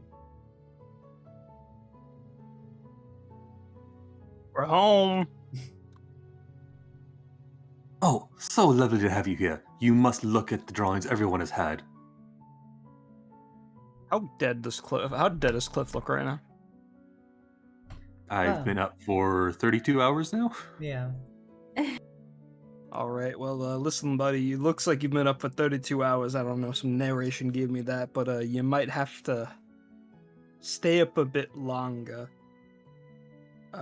Lady Rain needs some time to figure out how to deal with the situation, and she'll let us know when she's ready. In the meanwhile, I know you're afraid. Look at this drawing. I snap my fingers, and a minor illusion of everyone's drawings suddenly appears before the group. Oh. Says, completely dropping the very important conversation subject, walks up to her drawing and looks at it, and then looks back at Kliff and says, "Did you paint this masterpiece?" I look over at Lily. You see Lily's ears are drooped and very red tinged as she's kind of hiding behind Kliff. Hold on, now, did Lily draw this masterpiece? Oh, I'm not sure about these other two. I feel like the other two got gypped, and she's looking at the masterfully painted one of Jubilee and like the Vitruvian Man version of like Paige. And I'm then looks glad at the you picked cat up doodle what I goes, was trying to do for Paige. Yes. Oh my gosh. Jubilee is very much like Mona Lisa, and then and there's the Wow, Vitruvian Paige looks so anatomically correct. I don't know, It's I feel pretty like impressive. I lucked out and got the real fucking master artist here. Look at this doodle. I mean, look at this masterpiece rolls up the doodle. Says his sense of aesthetics is totally fucking fucked, by the way. I like It's really nice. I pet Paige's face is the so red. Oh, I know where I'm hanging this. Hold on. Wait. These are illusions. Right? Where are the real things? Where are they? I gestured to the table. All right, I'm taking mine and I'm gonna put it somewhere special, Lily. Okay? Somewhere we can see it every day. And I gave Lily some head pats and see, I told you. You sure you like it? Are you saying I'm wrong? Because I could be. Jeez, I don't know. Of course, nonsense. I'm not an artist, and I made sure to have the little spikes on it for you. Then, to quote a famous donkey shifter, is a masterpiece. I'm gonna go hang this up in the pantry so every morning we go to eat, we see it. We don't have fridges yet, so this'll do. Yield icebox. Yeah. Yes. Her ears kind of twitch a little bit as she, it's a big, fangy smile. And just so you know, Paige, this one was drawn by your college friend here. Oh goodness. It's beautiful. I feel like I did not properly understand what we were trying to do. I felt like I was trying to go back to anatomy class. I'm so sorry. I made sure to put pants on it. No. Just pants? Still topless. It's so accurate. Oh, goodness. Thank you. Oh, She's I don't... blushing profusely. She is also blushing profusely. Paige, perhaps you should draw her in return. Oh, I mean, would you like me to? I can try. You don't have to. I don't want to impose on you. Oh, you know No, what? that's no imposing. I have an even better idea. How about whenever we have free time again, the two of you can pose together, and I can paint the both of you. You mean like this? I was thinking something more in my Not like style. that. I was thinking something more in my style, where you get to keep your clothes on, if you wish. That would be much preferred, actually. So I'm absolutely trying to be anatomically correct. You could use it for references for clothing fittings. I could design some armor. I don't know. No, it's fine. It's a really good thing. Thank you so much. You honestly didn't have to. I love it. I love that I'm naked. I mean, no. That's not what I meant. Says just staring, looking at all Shavana's like, she went from blushing to just like, she is as red as Jubilee right now. I go to the bathroom. She just runs away. Yes, You I end up have to longer go than get 5 something from minutes. upstairs. I'll be back. Well, Kliff, I think your first masterclass was a roaring success. I think so too. And I'm sorry to have interrupted you, Sess. I really wanted to see that reaction. I don't blame you. It was worth it. But if my sister's in that bathroom for longer than 5 minutes and kicking the door down, it's just, you know, a thing that people do when looking out for each other. Anyways, about well, this is an awkward turn from that. You if Lady Ray can't get the things in order tonight, she did mention that some of the Kalish Tar folk might have a way for you to sleep without losing yourself to your dreams. I don't really know of anyone who could help us there, but if you do, it's a lead to follow up on from now. Well, then I hope she calls us soon. Juby, do you happen to know any Kalish Tar folk in this town? I don't think I do. I'm sorry.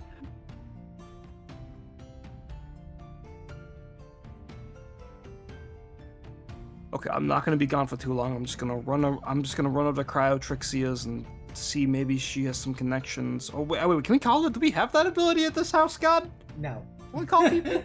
you do not have that ability at this house.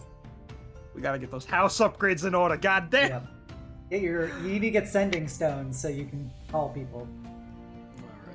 You're spending Well, all your money on a healing potion. Such a worthless investment. Oh yeah, before I forget, here's yours too, Kliffy. So those are both ones I give to Jubilee and Kliff are both potions of common healing. It's 2d4. I forget, did we get paid for that last job, by Yeah. the way? You never went in to actually turn in the quest, but yes, I will allow you guys to have done that as like one of your things. I was like, why am I so poor? Yeah, you guys made a big deal about how you wanted to huff your way back there, but I was promptly sorry. forgot about it. So you all get 100 saying. gold each for Hey, the yo. second half of the payment. And my payment goes right back into health insurance. Yep, Capitalism, baby. You know, House Jarasco, which is the halfling house of healing, that actually is like the main corporate distributor of healing potions and healing services outside of the church, they probably would have a health insurance plan people could buy. That's funny. You get like X amount of potions per month, Yep, depending on your for your plan. premium. You have Really a quick, copay can of I? like 10 gold for your healing potions. We don't have to RP this, but can we just Yeah. hand wave and say that during my like trip of like visiting a bunch of people, I went to the bank to deposit that 100 Yeah, gold yeah, in the yeah, that's fine. vacation account? Thanks. Yeah. Yeah, but I'm happy to sit here and wait until get the call from the church to come on down. Yeah, Yeah. but it might not be today. She's got to do a lot of research and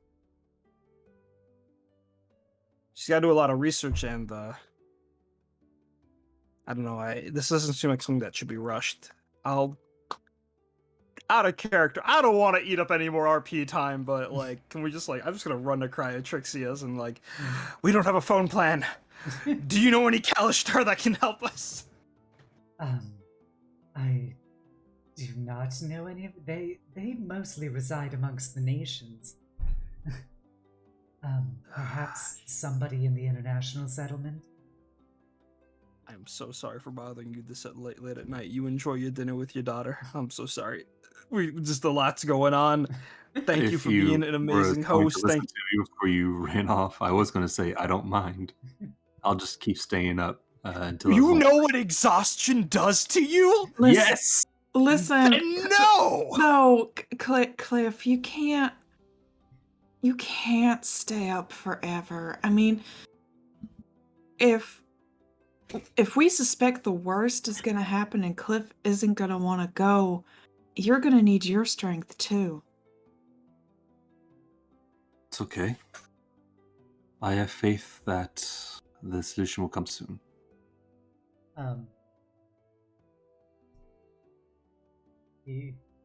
Eventually, Savata will come downstairs and not picking up the tenor of the area, she will pull out a comb for Jubilee. Oh, what's this for? What is this for? I wanted to create something for each of you as thanks for letting me stay here for now. It is a brush that should, through mild heat magic, which should be able to help straighten your hair and work out tangles. That seemed to be an issue that you had this morning. This is really lovely, Sylvana. Thank you, and it's sure to make my morning routine a little easier. I'm happy to hear that.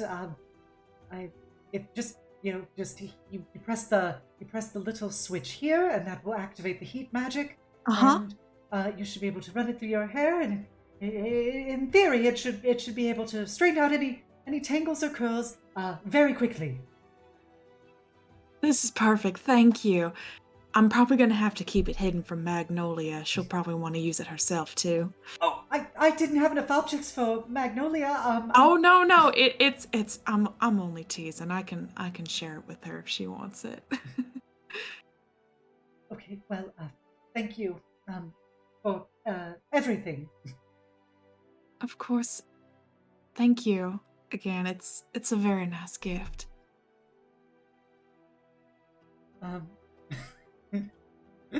And then she'll go over to Cess, and she will give you what looks to be like a lipstick applicator.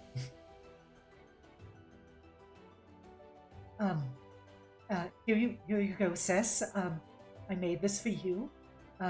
It is a balm that you should be able to apply as a slight numbing agent to any bruises or scrapes or logs that you encounter.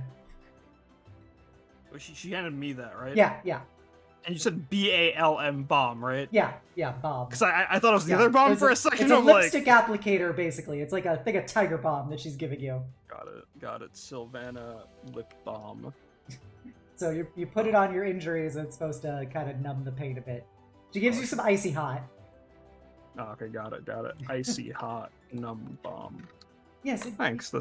It uses a little bit of flame magic to soothe the muscle, and then some ice magic to chill it and help relieve any swelling. Interesting. I'll keep it in mind. At least I appreciate it. It's a good gift. I'm sorry I couldn't come up with anything else. I just kind of worked off of what I saw in the train as what would probably be a little useful to you. Silvana, did I ask you for anything in particular? No. Then you did a damn fine job, sweetie, okay?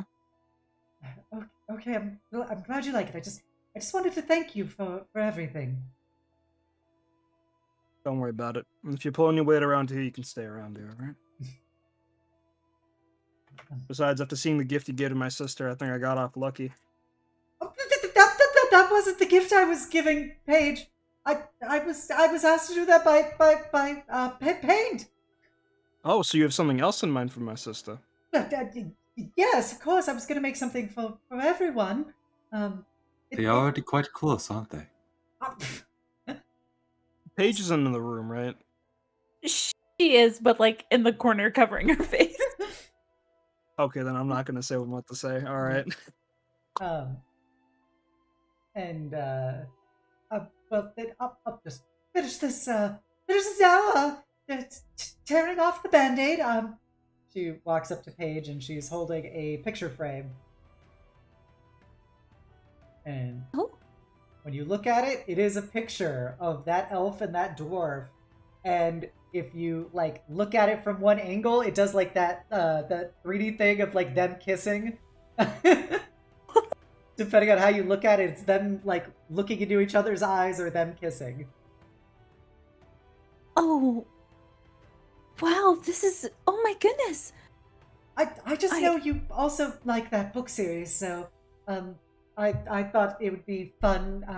I tried to best represent how I thought they looked based on the narrative descriptions. No, it's exactly how I imagined them to be. It's almost too perfect. It's like you just read my mind. I just thought it'd be fun. I remember seeing you with the book and how much you liked it, and you know, I also liked it, and I just wanted to give something for everyone, as thanks for letting me stay here. Thank you so much. Oh my god, this is too much. I really appreciate it, though. Of course, if you want something else, just let me know, and I'll destroy it on the spot, and I'll make something different. Oh dear. You were so talented. Thank you. I couldn't ask for anything else. It's just something minor. But yes, if you all need anything else, then I can craft whatever you need.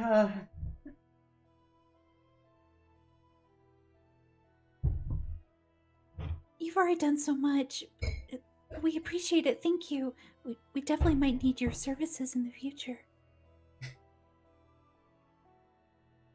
Yeah, it's the least I can do to help you all. Yeah. And she will scamper away. Hold on, where are you going? I stepped away. I gave the gift. I didn't want to feel like I was pressing too deeply in on any of you. You're not. You can stay here, you know. There's no rush for you to go hide in a corner somewhere, yeah? Sure. Yeah. You're still a little anxious around this, yeah? I mean, not even counting what happened with my sister, but like with me, Juby, and Kliff too, yeah? Well, yes, a bit. I don't really know any of you very well, and you've done so much for me. I don't really know how to behave or react. And you were just given a truckload of information at once, so, come on, take a seat. Let's just hang out. Talk. Whatever. Would you guys like any tea or coffee or maybe something harder? Coffee would be nice, please. Thank you. I am this close to running back out there again to look for a Kalishtar. I swear to God. I'll be fine. I have faith that the solution will come soon. Okay, how about this? If you go to sleep and you wake up as your evil half, I'll punch him until you come back out. Sound fair? Sounds fair. So get you fucking sleep tonight, okay? Okay. And if my fists don't work well, I mean, Sylvana's is, those could probably punch a ghost, I'm not gonna lie. Like, me, I'd probably need some holy water, but Sylvana's... You're fine punching a person that just woke up, right, Sylvana? Well, not if they're a friend. She hasn't met the other half yet, so you're not friends yet. Okay, sounds good. Sounds good. But if I do have some capability, and you see her gauntlets she's always wearing start crackling with electrical energy. Looks down at them a bit fearful, but at the same time is just really tired, so it's kind of just like, Yeah, Lady Ori will fix you up by the time of the exorcism. Paint will go ahead and just start drinking coffee and just enjoy the rest of the day until they hear word from the Silver Flame.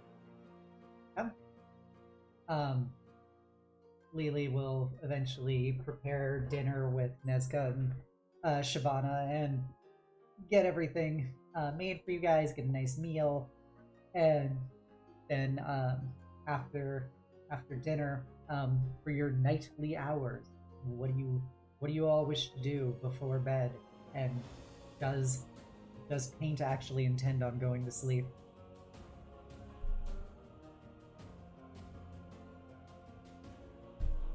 We can all sleep in the living room together in case something happens. I was watches? just about to suggest the same thing. If you're feeling worried about, any kind of retaliation from Kliff, I don't know if it'll manifest in a physical form, but we can keep an eye on you tonight. We can take turns like a watch.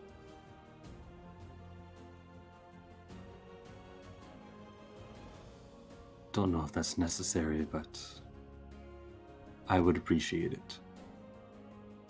I think it'd make me feel a little better just to, see if there's anything we might be able to do to help. And I also think if you're going through something that could potentially hurt your body, I don't know very much about exorcisms, but you might want to get as much rest as you can. Okay. I trust all of you. I just did one thing really quick. If Says walks. it appears I am having a nightmare at all, please wake me up.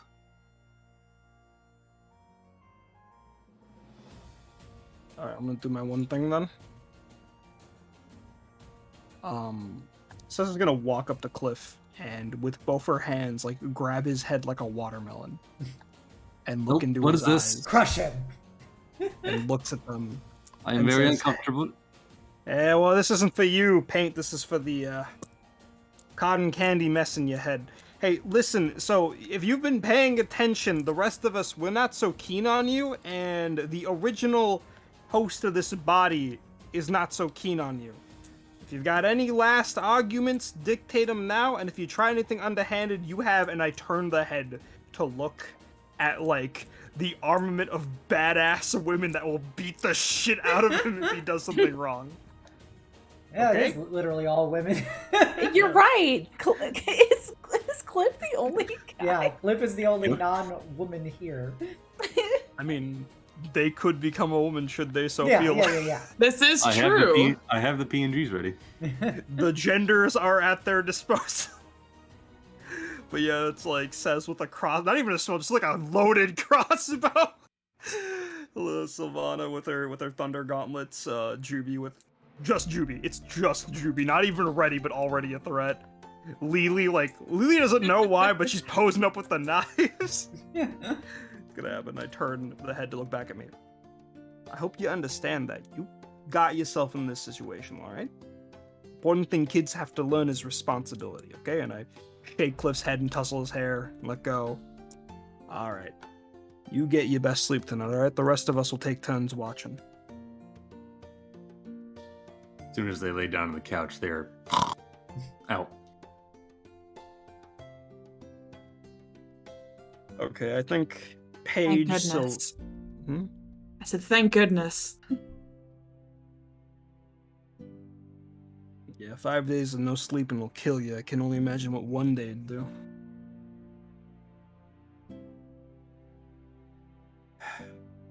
Okay, I think Paige and Sylvana should take the first watch.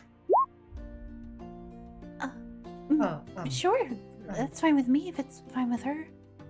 Sure. If that's okay, if you want to be doing a watch with me.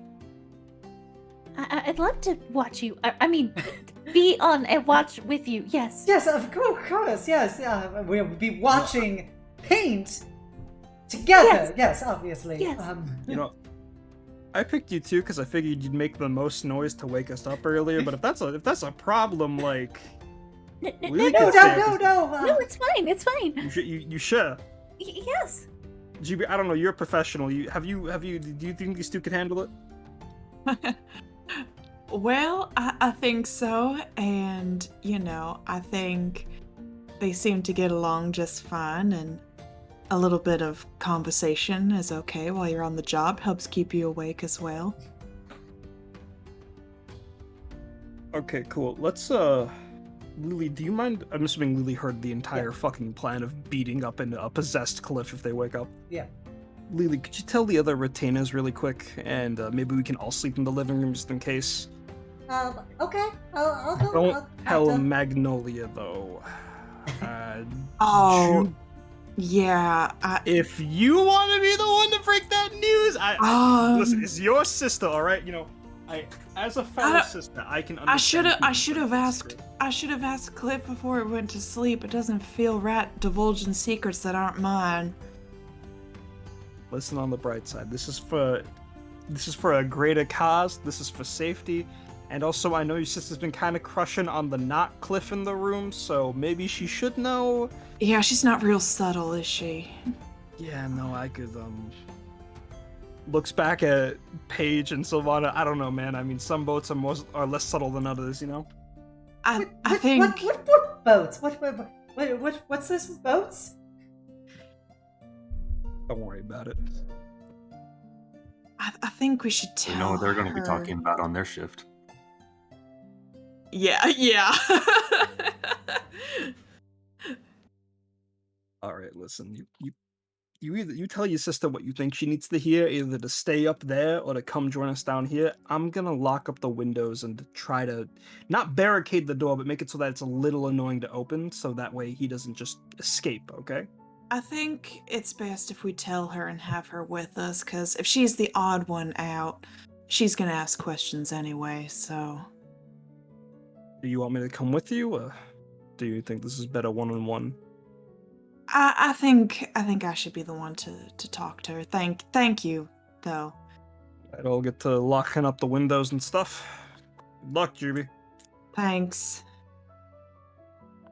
And I assume she's upstairs. I'll head on up there to the master bedroom. Yeah, he's just kind of laying on a bed reading a book. Magnolia, Maggie, can I talk to you for a second? Sure, what's up, Juby? Well, I hate to spring this on you so quick, but we got a bit of a job to do. Already? Where are we going? We're not going anywhere. The job's here. We have someone we need to protect tonight in the living room. I know you haven't been here long, but has Kliff seemed a little odd to you?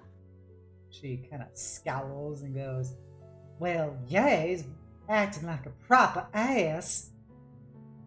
Well, that's kind of the normal for Kliff, but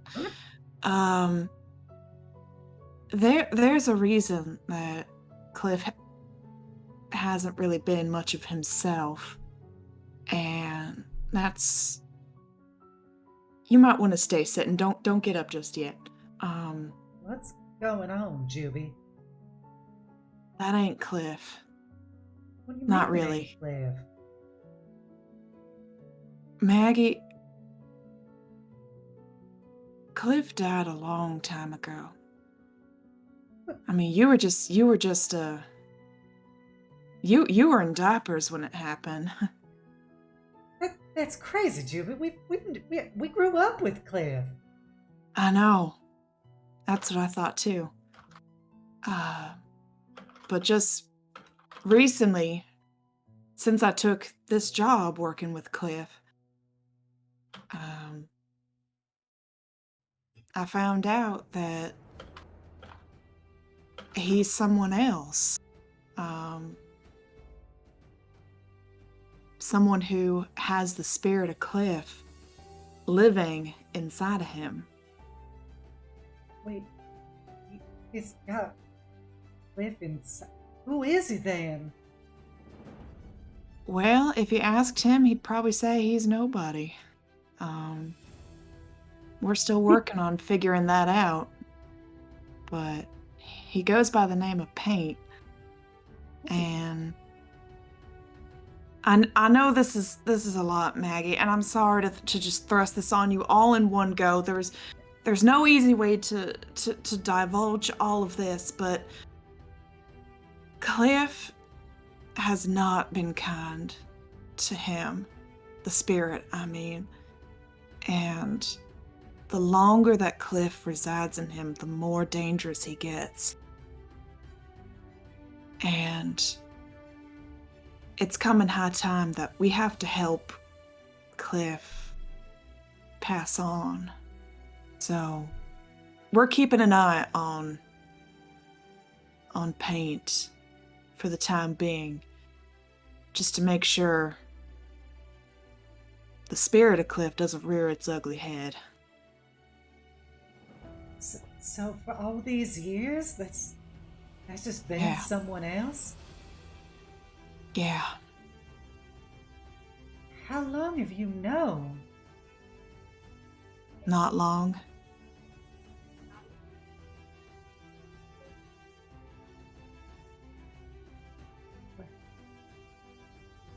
What can we do? Well, right now he's sleeping, but that's when the spirit seems to be the most active.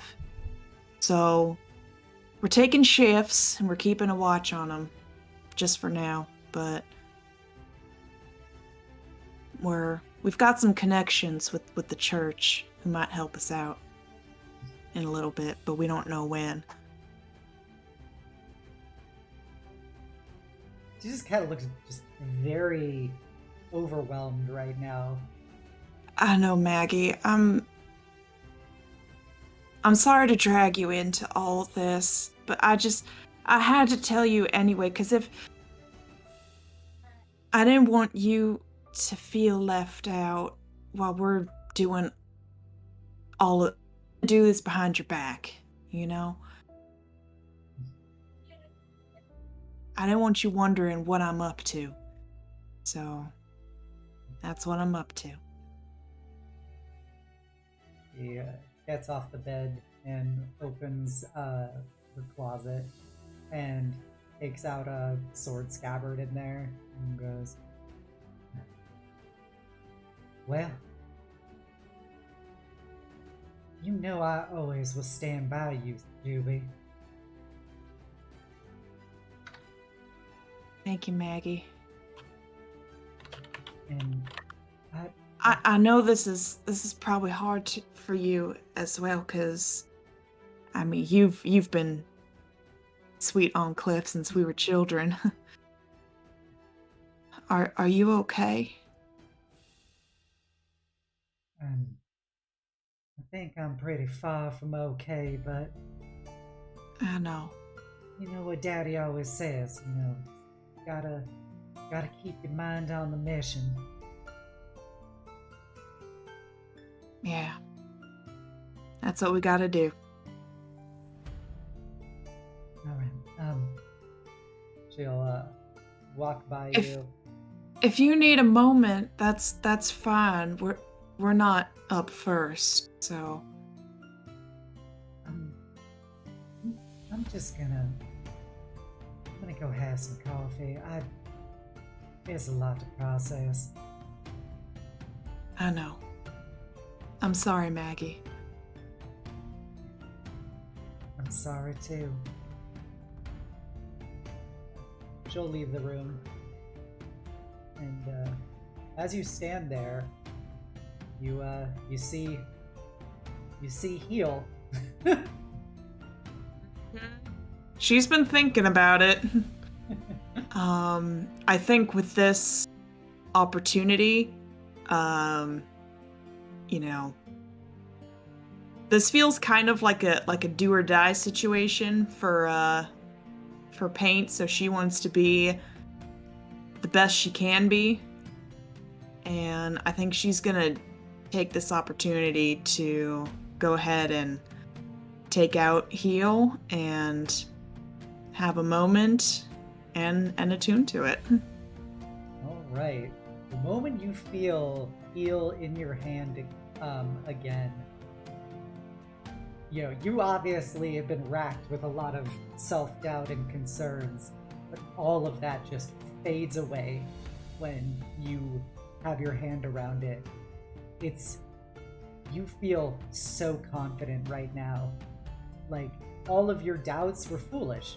You're obviously going to overcome whatever you face. And you know that this is your place, is leading these people against a foe, a seemingly worthy prey. And you just have this overriding feeling of the world seems sharper to you. Your vision's clearer. You smell more distinctly. You hear more attunely. And you just feel like an apex predator right now. And the entire world is your domain as you hold the sword. And it feels like an extension of your arm to hold it. You move in a way that your flail could never even possibly attain. It's as if it just guides along wherever you sweep it. Lighter than air. Wow, so that's the power of a magic sword, huh? You realize that's the power of you. That's the feeling that it gives you. It's not even the sword. This is you. This is what you were always meant to be. Yeah. All right. Let's do this. And she's gonna... I don't know if it has like a sheath or anything, or if I just drop it to my back, or... Yeah, you Sounds see like that style, it just- vines made of leather wrap around the blade when you have an intent to put it away. And it's this elaborate, like, fey design of flower work and horns and hunting paraphernalia as just leather just appears and starts unwrapping it. And a little, like, basically harness for you to put it on a scabbard, basically. All right. Here we go. And she'll go back downstairs and rejoin everyone in the living room. Well, I told Maggie. She took it about as well as we could hope. So she'll be helping us out tonight.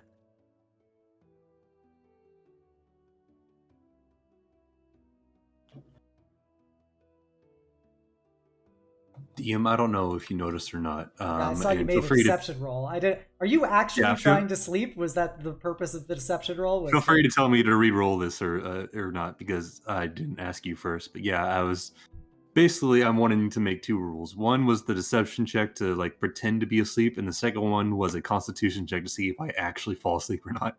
All right, yeah, make a constitution save.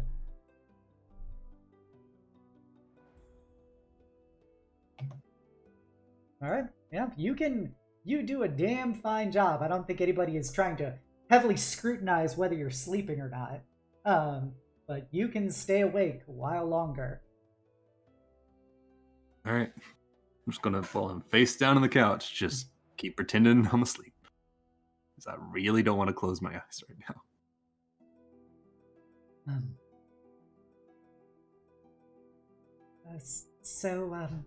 how do we wanna? How long should we do each of our shifts? Says, tosses a pillow and blanket on the floor, falls on it, and says, "I don't care. Just wake me up when you're tired." Oh, Okay. Two or 3 hours will do just fine. Thank you both. yes. We have a lot of people that are trying to help, so it'll give us more time to rest. And if you need anything at all, anything looks unsettling or suspicious, you just wake us up, okay? Mhm. Yes, thank you. Get some sleep. Yeah. You'll need it. All right. And she'll sort of prop herself up against on the floor, but her back is against the arm of the couch. Mm-hmm. And she'll start to nod off. Okay. You're gonna have your own dream. Excellent. Let's go, baby. Totally not cursed magic item. Yeah. Let's go. So yeah, as you fall asleep, you then find yourself running through mist-cloaked woods, and you smell blood. You smell blood. You smell fear. You smell sweat, and you know that you have to get this. You have to run this down. And you look to your sides, and there is Cess and Paige and Paint, each of which are running alongside of you. You notice that they're smiling almost ferally with you. There is faint spectral collars around their necks and chains leading back to you, but you're operating as a perfect team with you at the lead. And as you pursue this prey, it seemingly goes on for hours internally, mentally, but you move entirely tirelessly, and you've never felt more free and more in control in your life. You're not serving anyone right now. You are leading. You are driving purpose to everything around you. You have absolute control over this world and over your pack. And they look to you for leadership. And when you finally arrive at it, you feel that your hands are now claws of molten metal that is tearing into some kind of predatory cat that's form seems to move through space and movement just as it's phasing in and out, but it can't escape you, being cornered in between Paige's fire ringing it and Cess pinning it to the ground, holding it in place as black tentacles wrap around its other paws. You have that motion of tearing into it and ripping out its heart, and you feel the blood pour all over your hands and all over your mouth as you take that bite, and it is intoxicating. That's the dream you're gonna have. Good. Just for you. Just for you. And yeah, and so Silvata will just be kind of awkward standing there. I guess I could take this opportunity to work on some of my devices. Oh, Boris, don't let me stop you if you're busy. But do you mind if I observe a little bit? Oh, of course. If you want to watch, I don't know if you took any practical artifice as any of your electives. I actually was about to consider it, but wasn't quite sure if I'd be good at it. Oh, I'm sure that if you have, if you're experiencing the that the chronotherapy system, that this would be pretty simple for you. It's just a simple act of imagination more than anything else. Imagination? Oh, that's so interesting. I'd love to learn more and at least to get a head start on it. Oh, well, of course. And she will kind of excitedly take out some various bits of like metal and cloth and leather and stuff. She goes, the fundamental principle of artifice is figuring out how to properly craft the formula for what you're trying to see brought into reality. And so, for instance, you have all of the world's magic at the tips of your fingers, and you just have to figure out what you need to apply where. And she'll take out some of the metal and be like, for instance, do you know, well, of course you know, I saw you use it, you know Firebolt is a cantrip. Well, you want something that can create flame on demand. You just simply have to figure out the way to interface that principle into the object itself. And she takes some of the metal and she like holds it in front of you as she starts like carving runic symbols into it. And there you go. And then you once you've got the proper the proper matrices in place, all you have to do is to will it into being and see your imagination brought to life.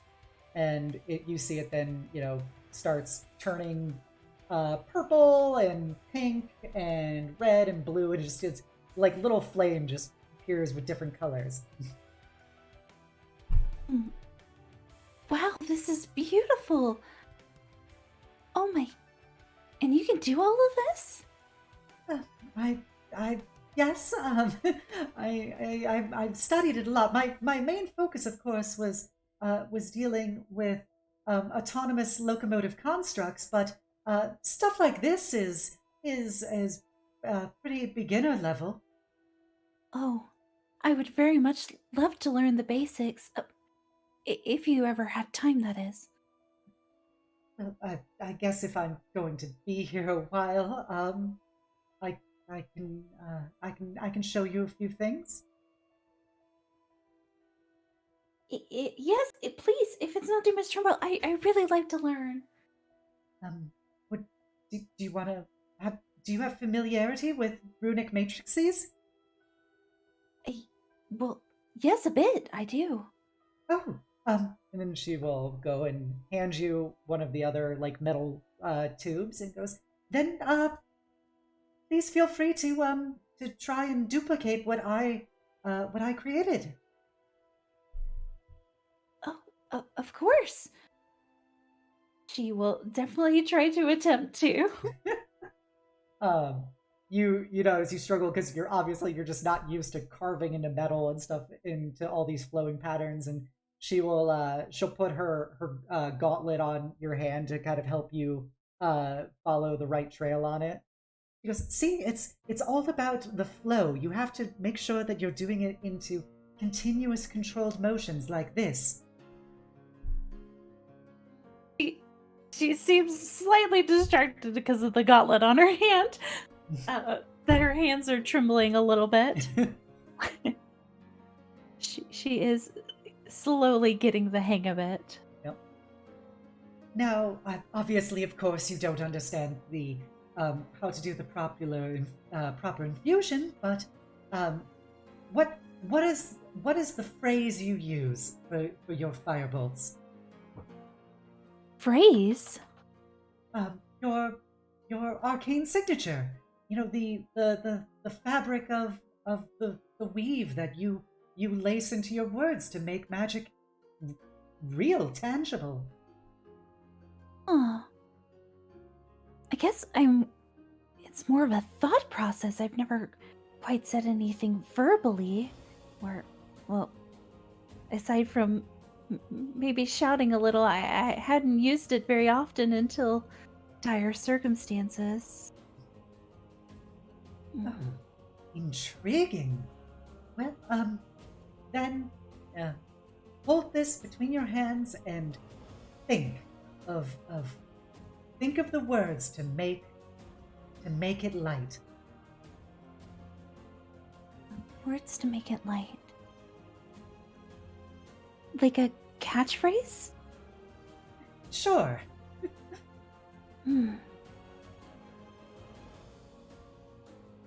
Okay. What about,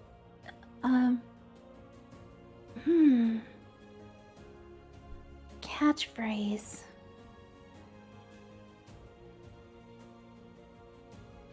That might take me a minute to decide. Well, it's just you don't have to overthink it. Just what does your heart say?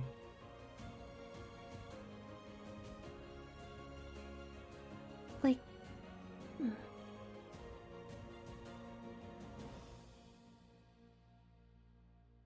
you mean like an attack? Like, Sure. Whatever makes the flame flow through you. The word ignite comes to mind. All right. Ignite it is. And as you hold the object, she'll then put her gauntlets over your hands onto the matrices, and she'll look down at it and she'll go, ignite. And you see the flame pop out again from the device that you carved.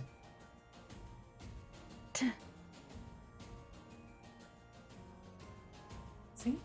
It's all about imagination. There is no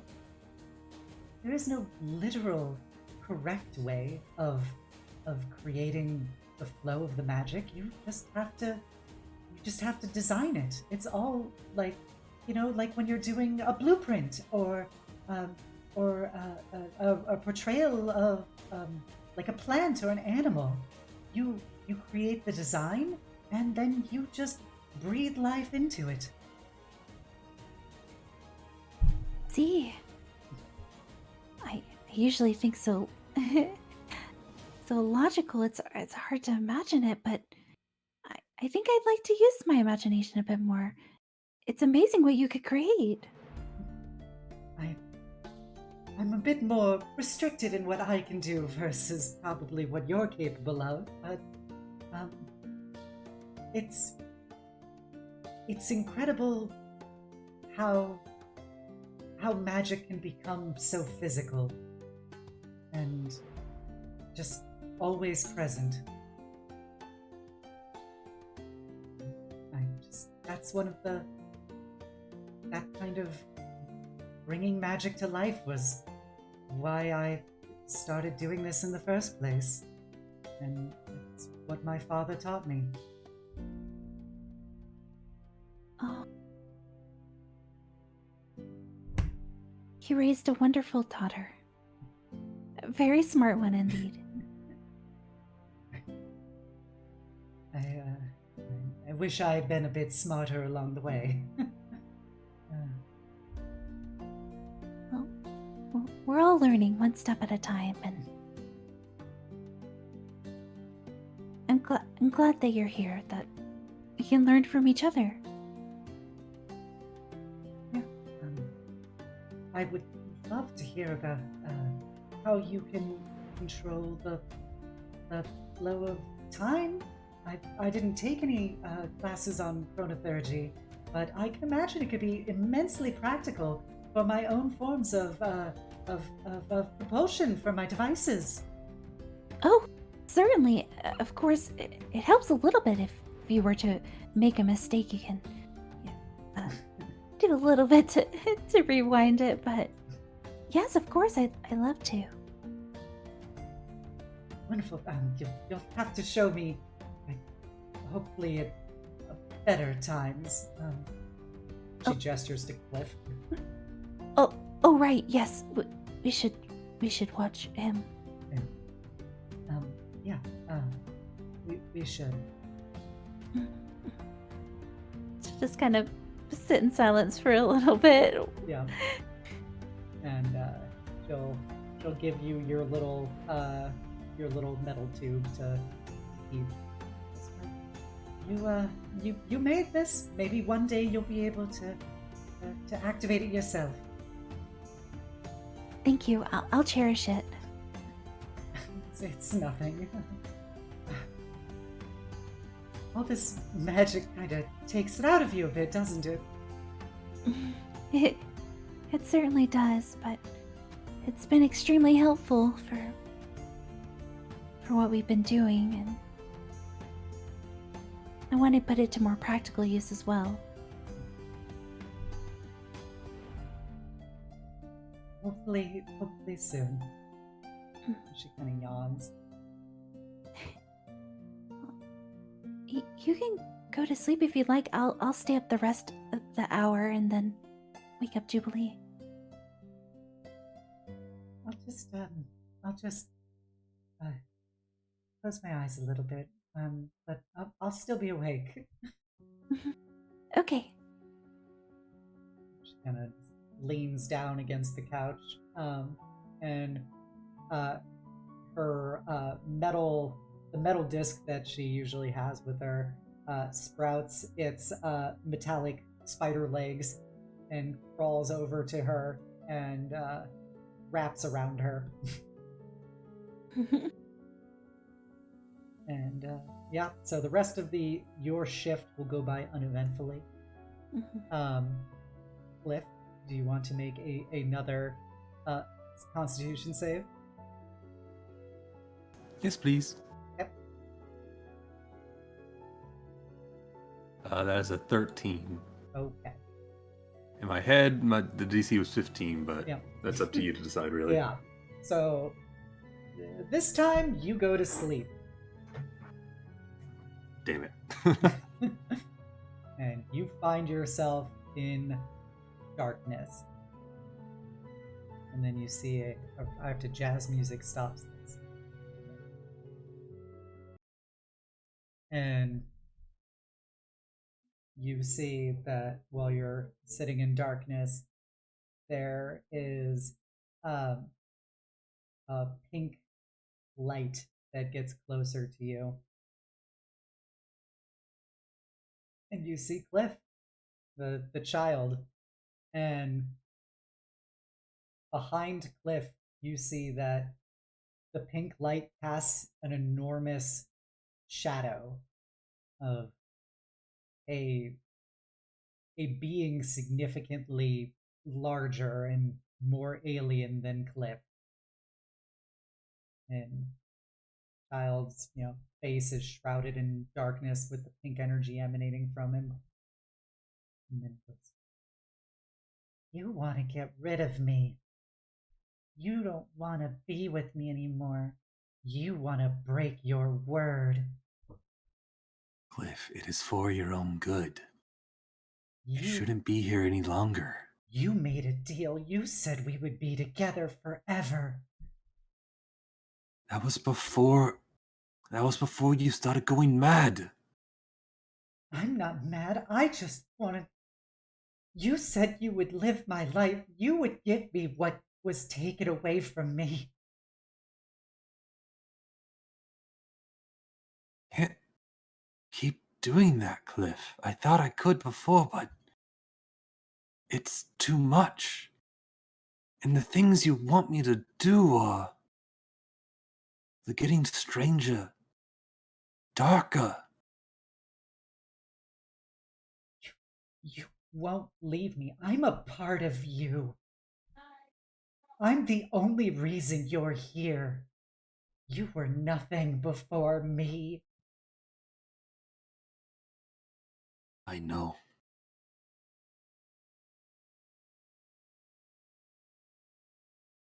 But that doesn't mean I can't make something of myself now. No! You can't. You're mine. You belong to me. You can't leave me. You won't leave me here alone in the dark anymore. I won't allow it. I can't allow it. He lifts up the face that's shrouded in darkness, and you just see two large, pink, glowing eyes. That's the only thing apparent in their face. as they reach happened out to you? and you feel appendages gripping your flesh. Ah, And it Kliff, you must stop. holds out its hand towards your chest where your fake dragon mark is. You're mine. You're Kliff. I'm with you. I will not be taken from you. You can't leave me. You're Kliff, no. mine. You must stop. Kliff, no. And it presses its hand against your chest, and you feel searing pain as your skin is ripped open, and you see a form of a mangled, twisted unicorn blazoned on your chest now in pink energy and pink light. You are marked. You're marked like I am. Now we're together forever. I'm a part of you. You're a part of me. We're here. I won't be alone. You can't leave me. I won't be in the darkness anymore. I won't be. You can't leave me. You can't leave me. I don't want to leave you, but I want to make sure you can go somewhere better. And if you stay here for much longer, I fear where you will go will not be so good. You look wrong. You're wrong. Wrong. And it starts putting its hands on your face, and you feel your flesh begin to start twisting underneath its hands. Bones are popping and cracking into place as it pulls your hair and turns it pink and basically makes you look like Kliff again. Every time you try to shapeshift, it just will start re-twisting your body back into that form. And for people outside of the Kliff experience, who wants the second shift? Excuse me, I think Paige said she was gonna wake up Jubilee next. Okay. Paige, you wake up Jubilee. Jubilee, you wake up from that dream you had.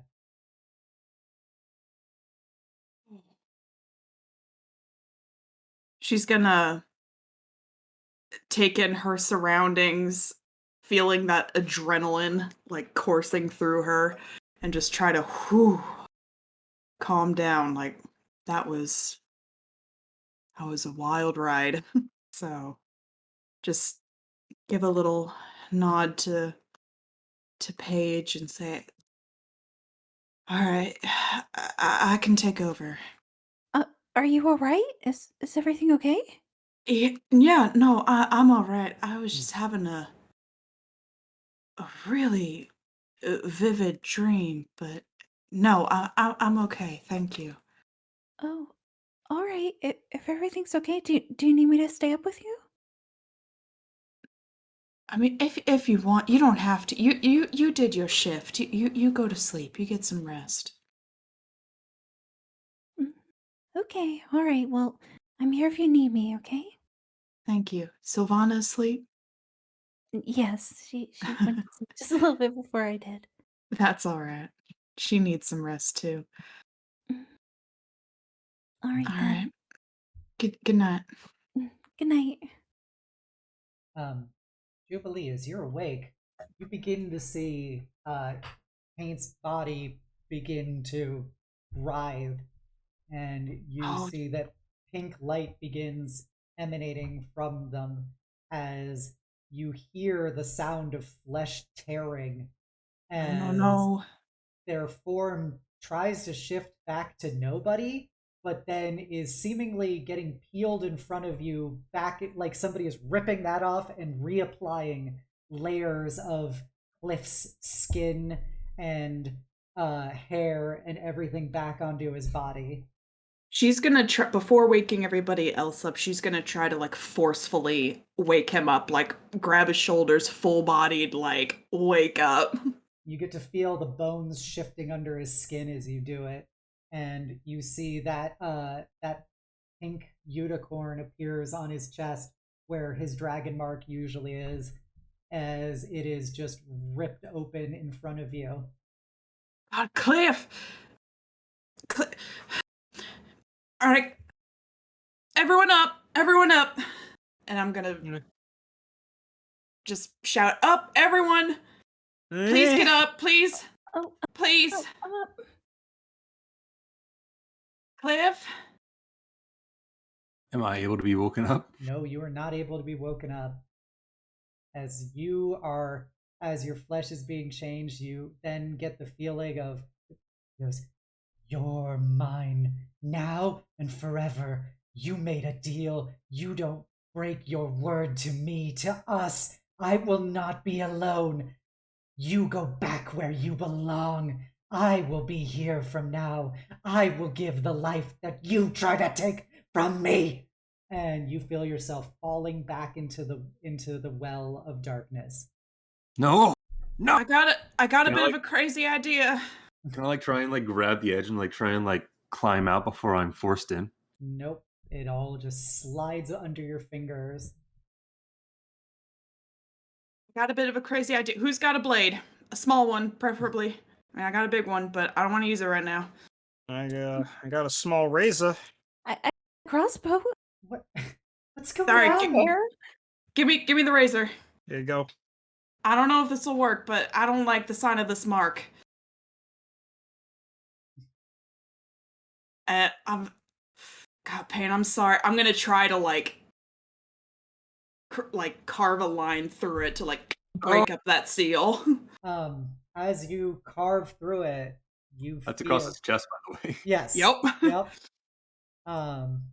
You feel an incredible burst of energy emanate from him that blasts into you for 7 force damage. That's all right. Ow. And it is the more you keep pushing against it, you have the feeling that more energy is going to assault you. I don't think it's working. I don't think it's working. Oh, this ain't right. This is not right. He didn't like that fancy sword you had earlier, right? Use that. I don't know. It's kind of a big sword. Stab him with it. Just hold it against him or something. All right. And I'm gonna take out heal. I'll unsheath it and just sort of, as a trial, I'm just gonna sort of place it on top of him just to see if there's any reaction. There is not. I don't think that's working. Oh god, I can't believe we're rushing him to the ER at this time of night. Should we just rush him to the church? Yeah, maybe we should take him there. Maybe that was the plan, wasn't it? Yes, I think I'm gonna pick him up, huff him over my shoulder like a potato sack. I'm like, all right, are we going?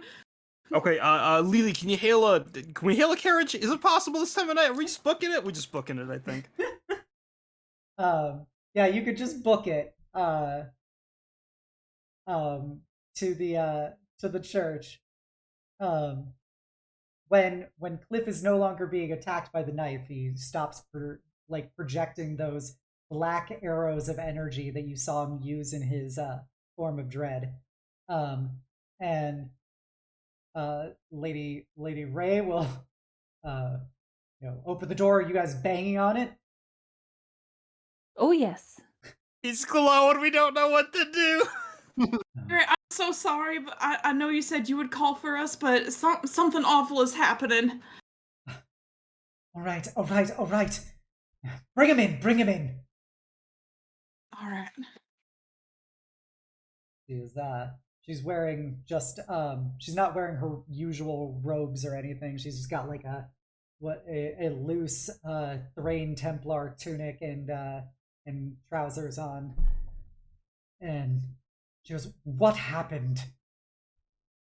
He fell asleep, and I don't know, he just started convulsing, and his flesh and hair and bones just all started changing, and then this mark appeared on his chest, and I thought that might have something to do with it, so I tried to carve it out, and that just made it worse, and and now we just don't know what to do. All right, stand back. This is a now or never situation.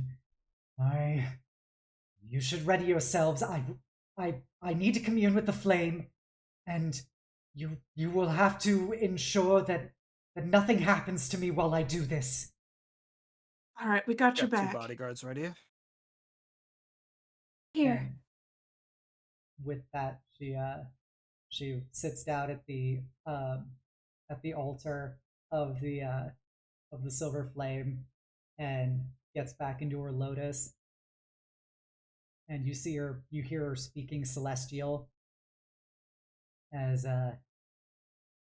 we will end here for tonight. Dun dun dun. What will happen next time? I'm gonna punch a kid. Punch a ghost child. We're gonna curb stomp this ghost child. Actually, no, I'm gonna shish kebab him because I have a new toy. All right, everyone. I hope you had fun tonight. Yeah, this was great. Yep, that cliffhanger. Cliffhanger. But yeah, I hope you all had fun tonight with our slice of life that then led into disaster. But yeah, I appreciate you guys all coming back after a couple week hiatus. We will hopefully be back here on Wednesday at 6:30 p.m. Eastern for some Fallout New Vegas. I'll let you know if I'm feeling well enough for it then.